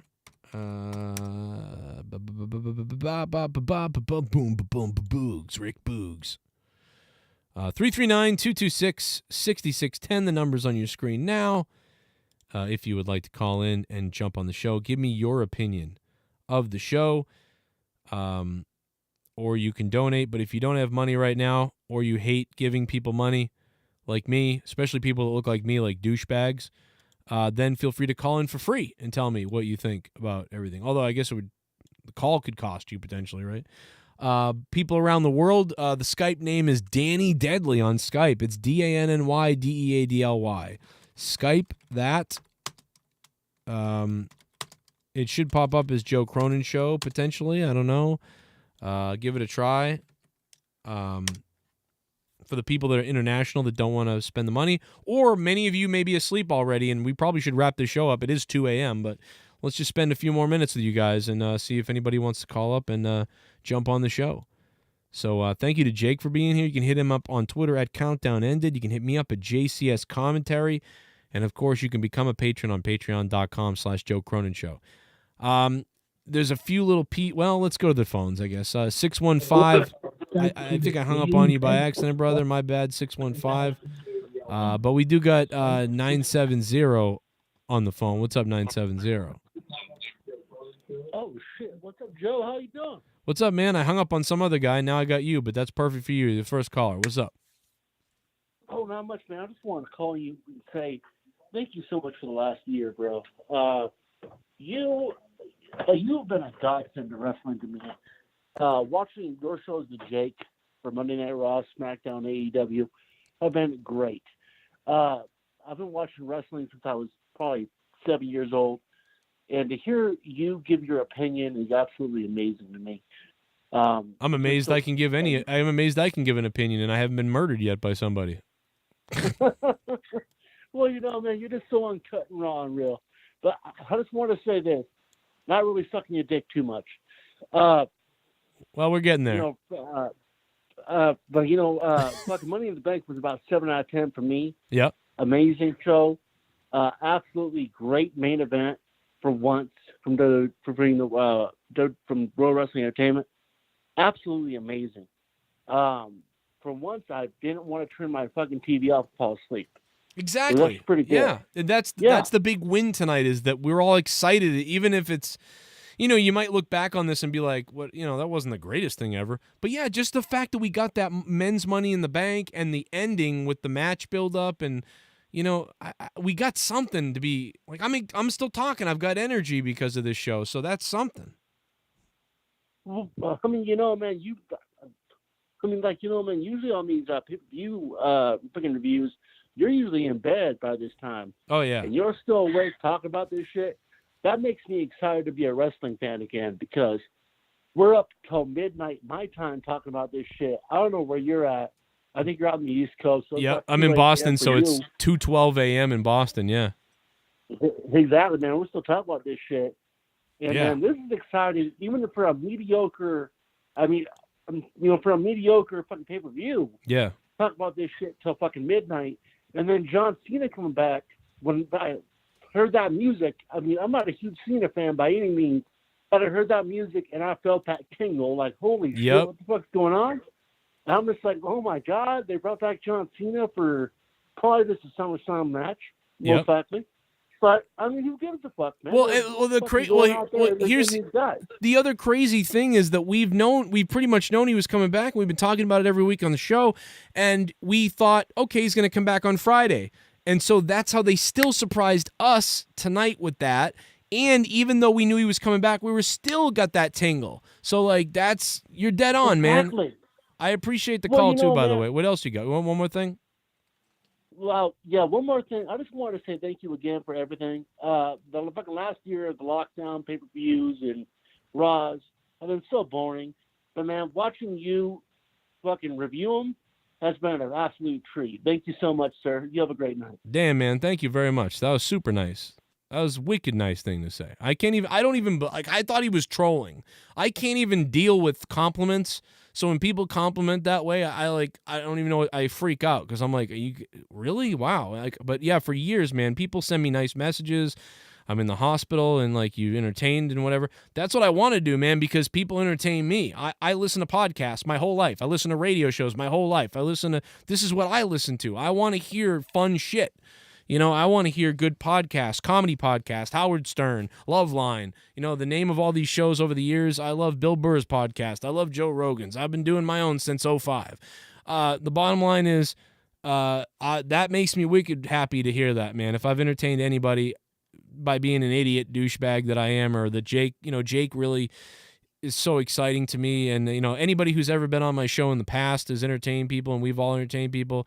We're so happy to have done it because we love it as well, and shows get us through our lives. And so if this shit does anything for anybody, which it must, I guess, to get to 70,000 subs, we did something right.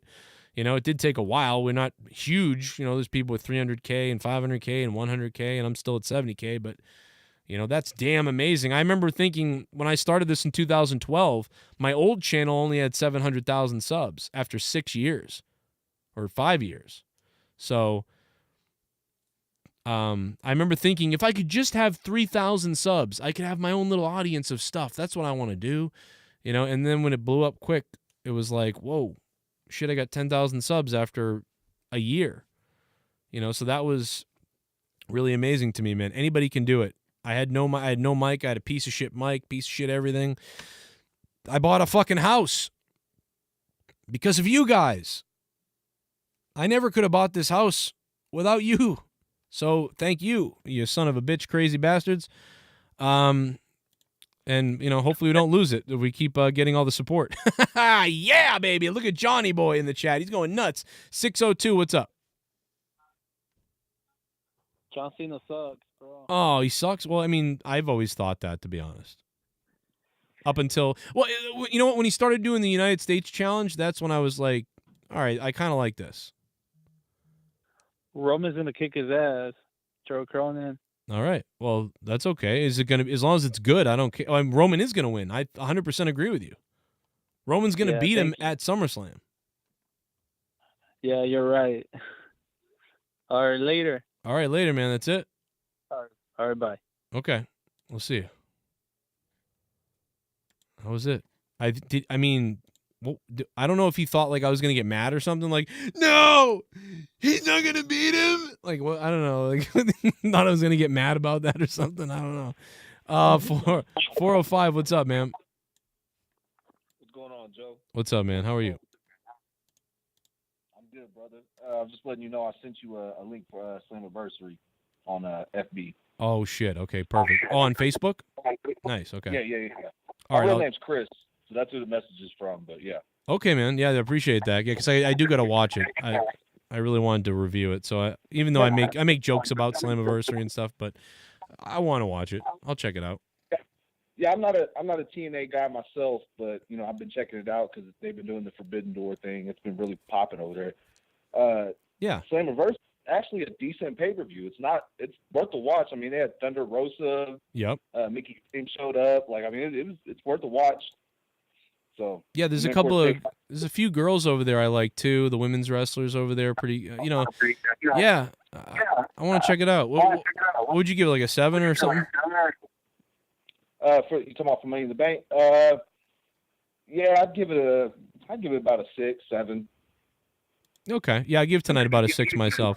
Got some feedback there going on. Just wanted to mute real quick. I might have lost you now. But, yeah, I appreciate that, man. Thank you so much for sending that to me. Facebook.com/Joe Cronin Show if you guys want to become a member of the Facebook page.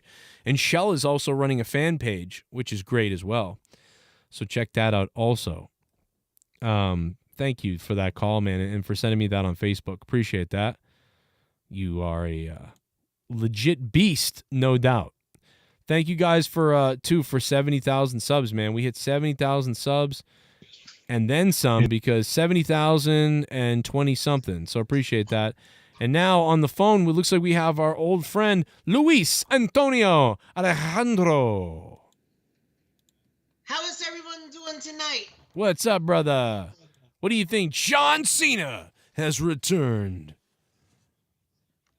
Oh, no, thank you. That was just a major bullshit. Wow, what the hell? You didn't like Cena? Even I don't even like Cena that much, and I was like, cool. Look, I'm going to tell you this. The moment that WWE announced that Cena was going to come back, I said no thank you to John Cena versus Roman Reigns. Because I know the match is going to suck. Just like it sucked back in 2017 at No Mercy. Yeah, I mean, you're right. This Edge match might actually end up being better, but Jesus Christ, am I coming out of your speakers? Oh, there we go. Okay, they're gone now. The echo's gone. So you really hate this. You weren't excited at all. What would you give tonight's Money in the Bank then, Mr. Alejandro, by the way, who is a $25 producer, Luis Antonio Alejandro, he's a beast. What would you give tonight? You know, with the fans, I'm going to give it an 8 out of 10, just to be generous. Whoa! I mean, wait a minute. I'm going to give it an 8 out of 10 to be generous? That's like an amazing score. But hold on. I mean, I actually love this, and I'm giving the Cena stuff, and I'm giving it a 6 out of 10. But okay, go ahead. All the shit that happened at the end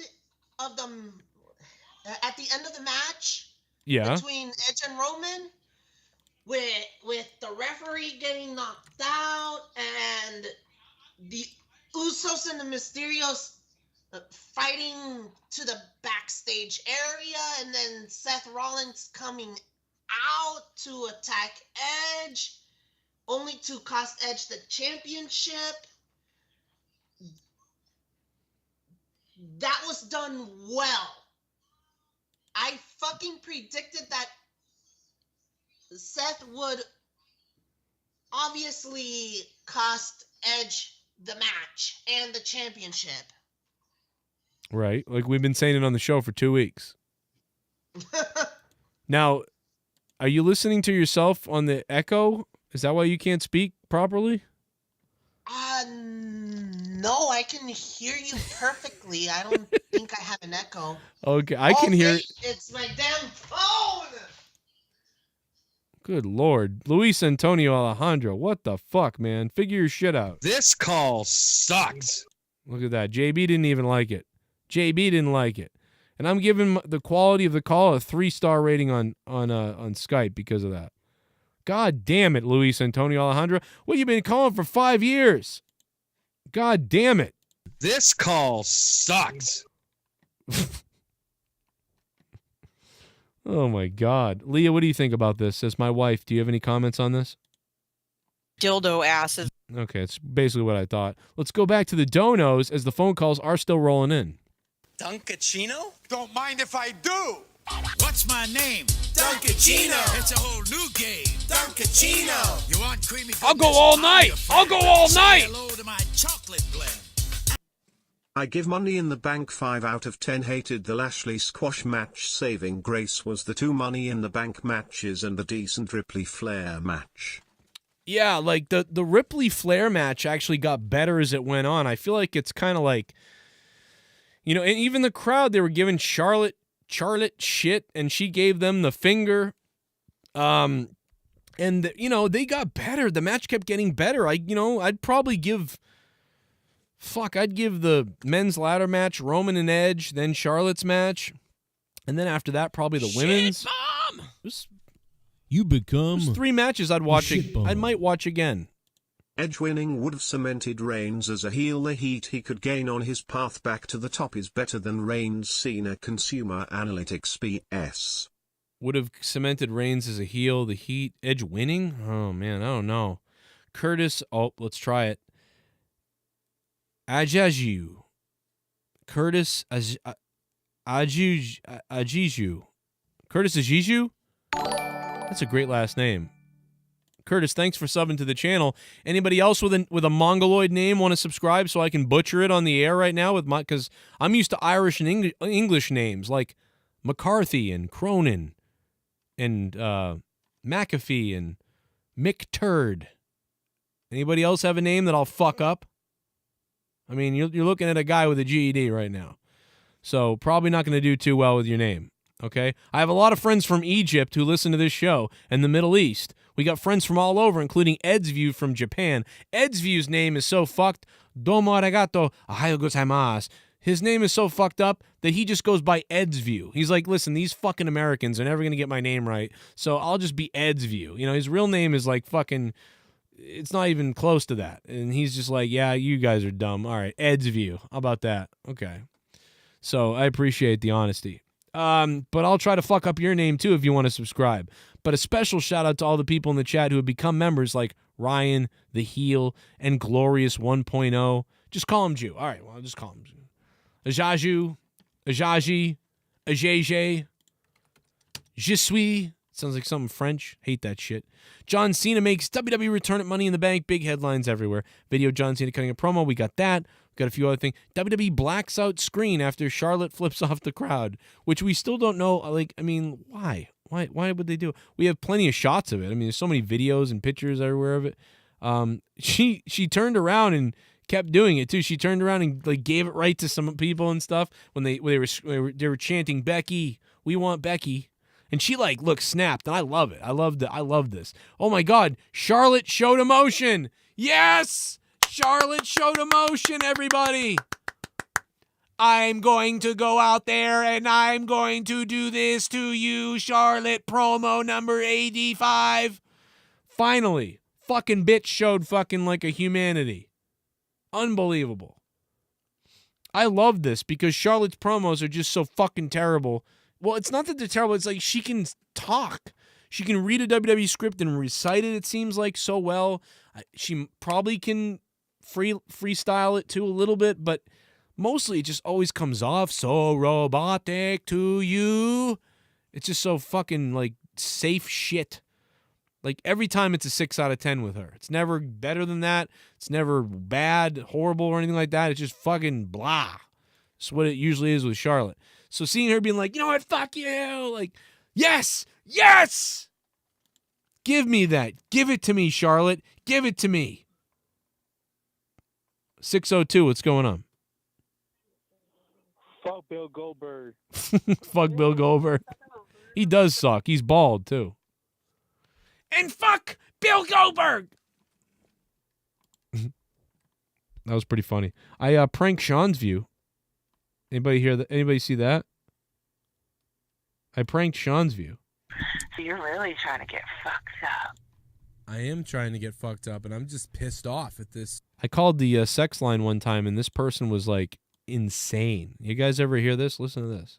It's crazy. It's world right now. I mean, like, sick of this fucking white people. But what makes you so sick of him? I'm just sick of everybody. I'm sick of me. I'm sick of cats. Cats. Like, why do they rip the shit out of everything? My goddamn apartment is just all fucked up because my neighbor's cat is a little...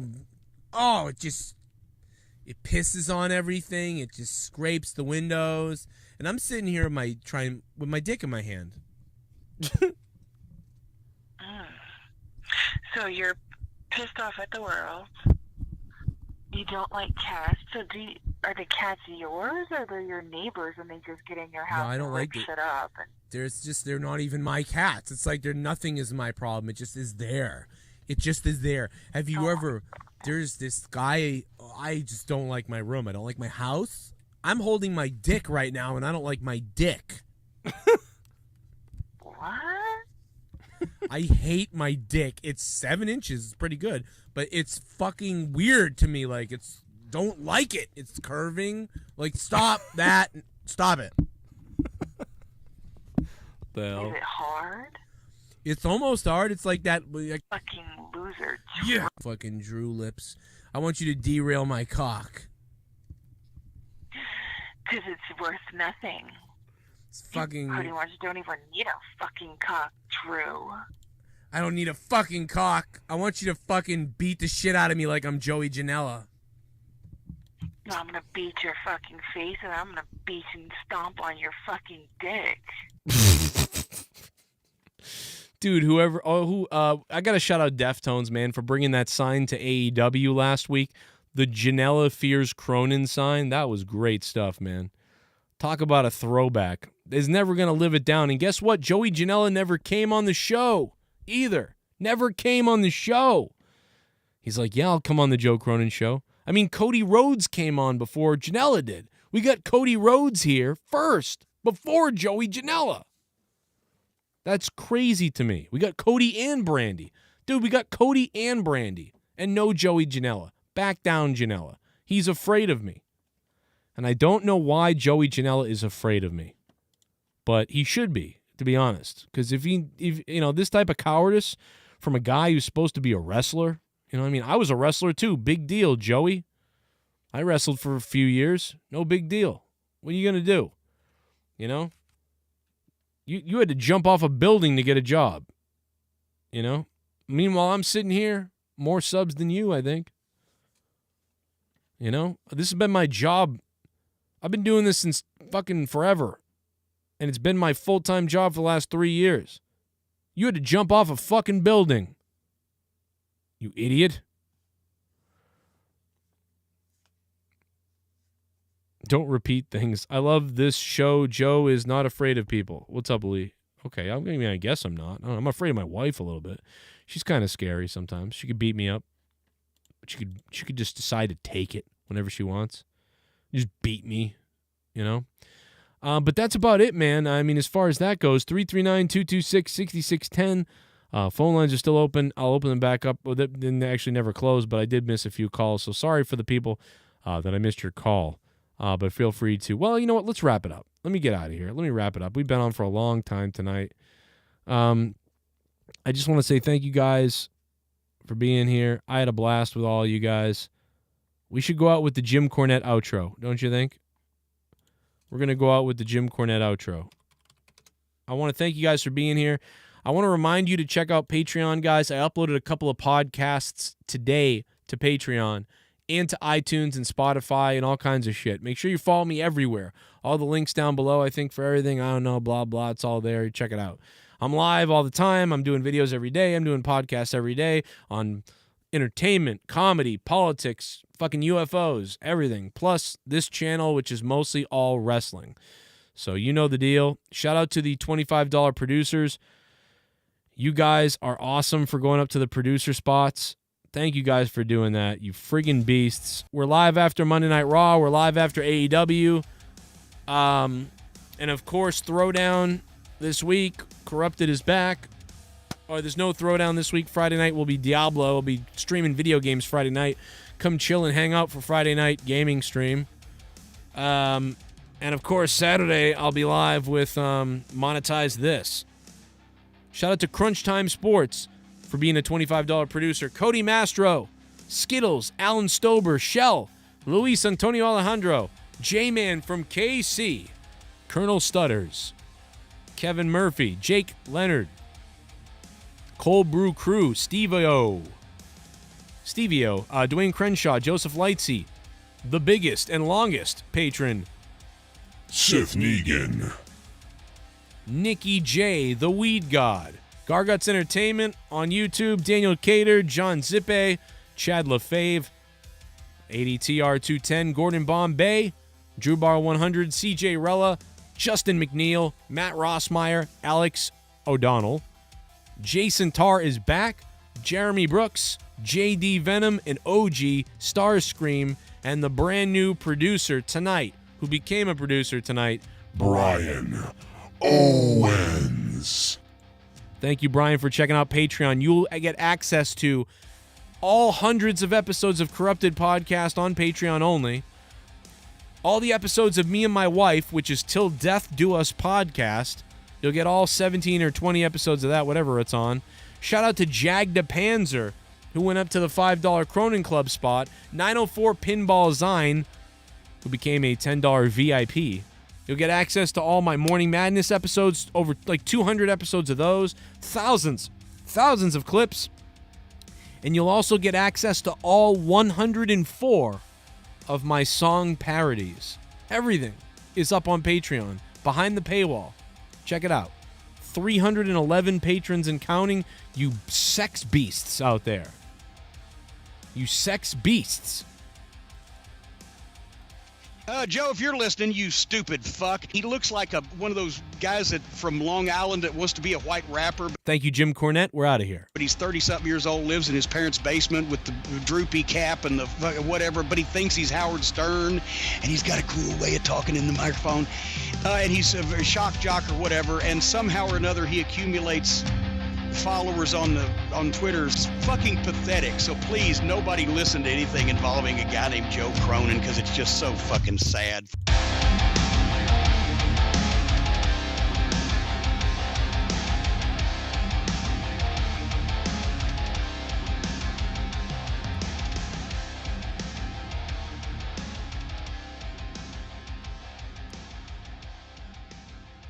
about Joe Cronin. Like, I could care less. You could care less about me, Keemstar. You could care less about me, Keemstar. About Joe Cronin. Like, I could care less. I'm not really a fan of Joe Cronin, but definitely not a fan. He thinks he's Howard Stern, and he's got a cool way of talking in the microphone, and he's a very shock jock or whatever. But I have to explain, he looks like one of those guys from Long Island that wants to be a white rapper. That guy is retarded, and yeah, I could care less about him, dude. This is the Epic Voice Guy. You're listening to The Joe Cronin Show.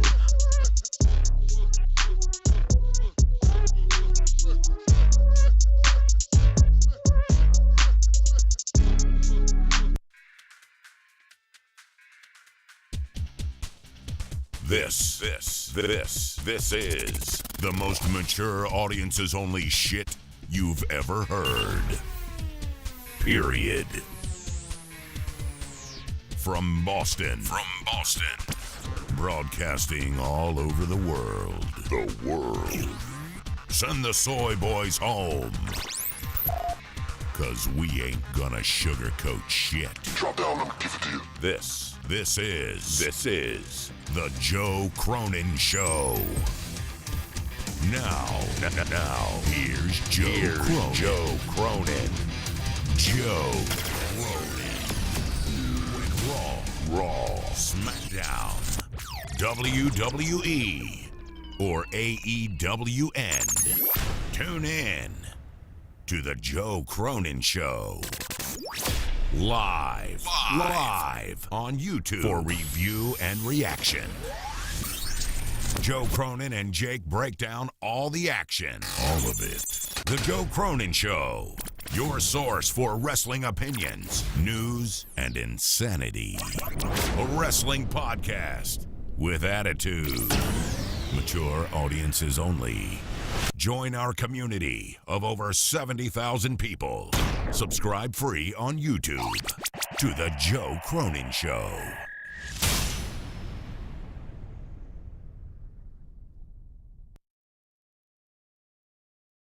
This is Wardlow from AEW, and you're watching The Joe Cronin Show. A wrestling podcast with attitude.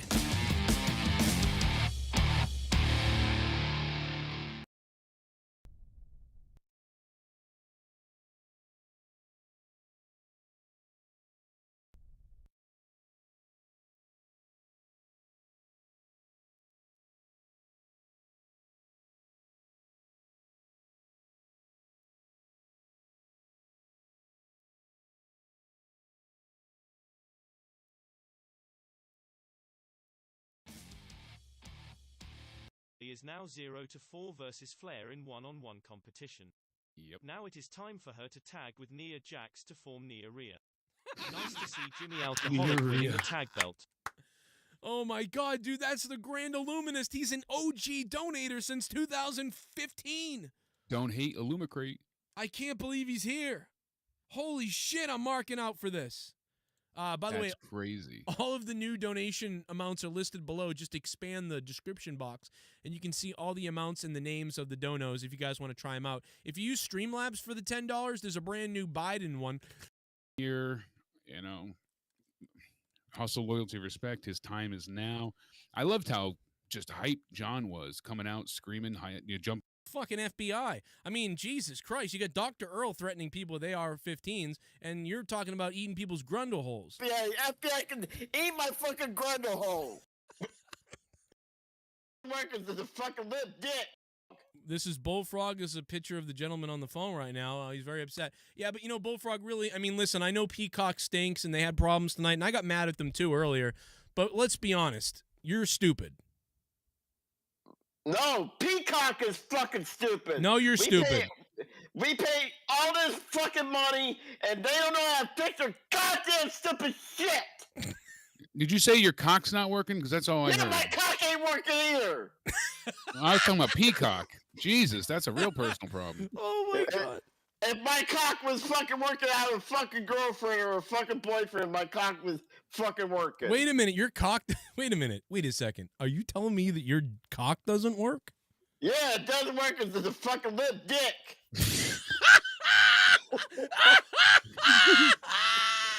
Oh my god. Oh my God! Where's my wife, Leah? What do you think about that? I'm coming for you. Oh no, my God, no! Oh my god, she got into that one. Oh my God!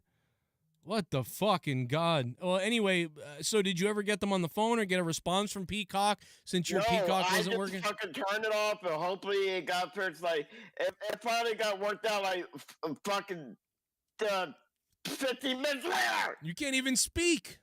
He's so angry. He's gonna explode. He's gonna asplode. I would asplode your grundle hole, Jake.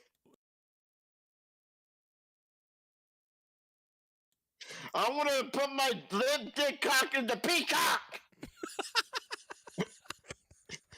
I want to fucking rape that fucking peacock.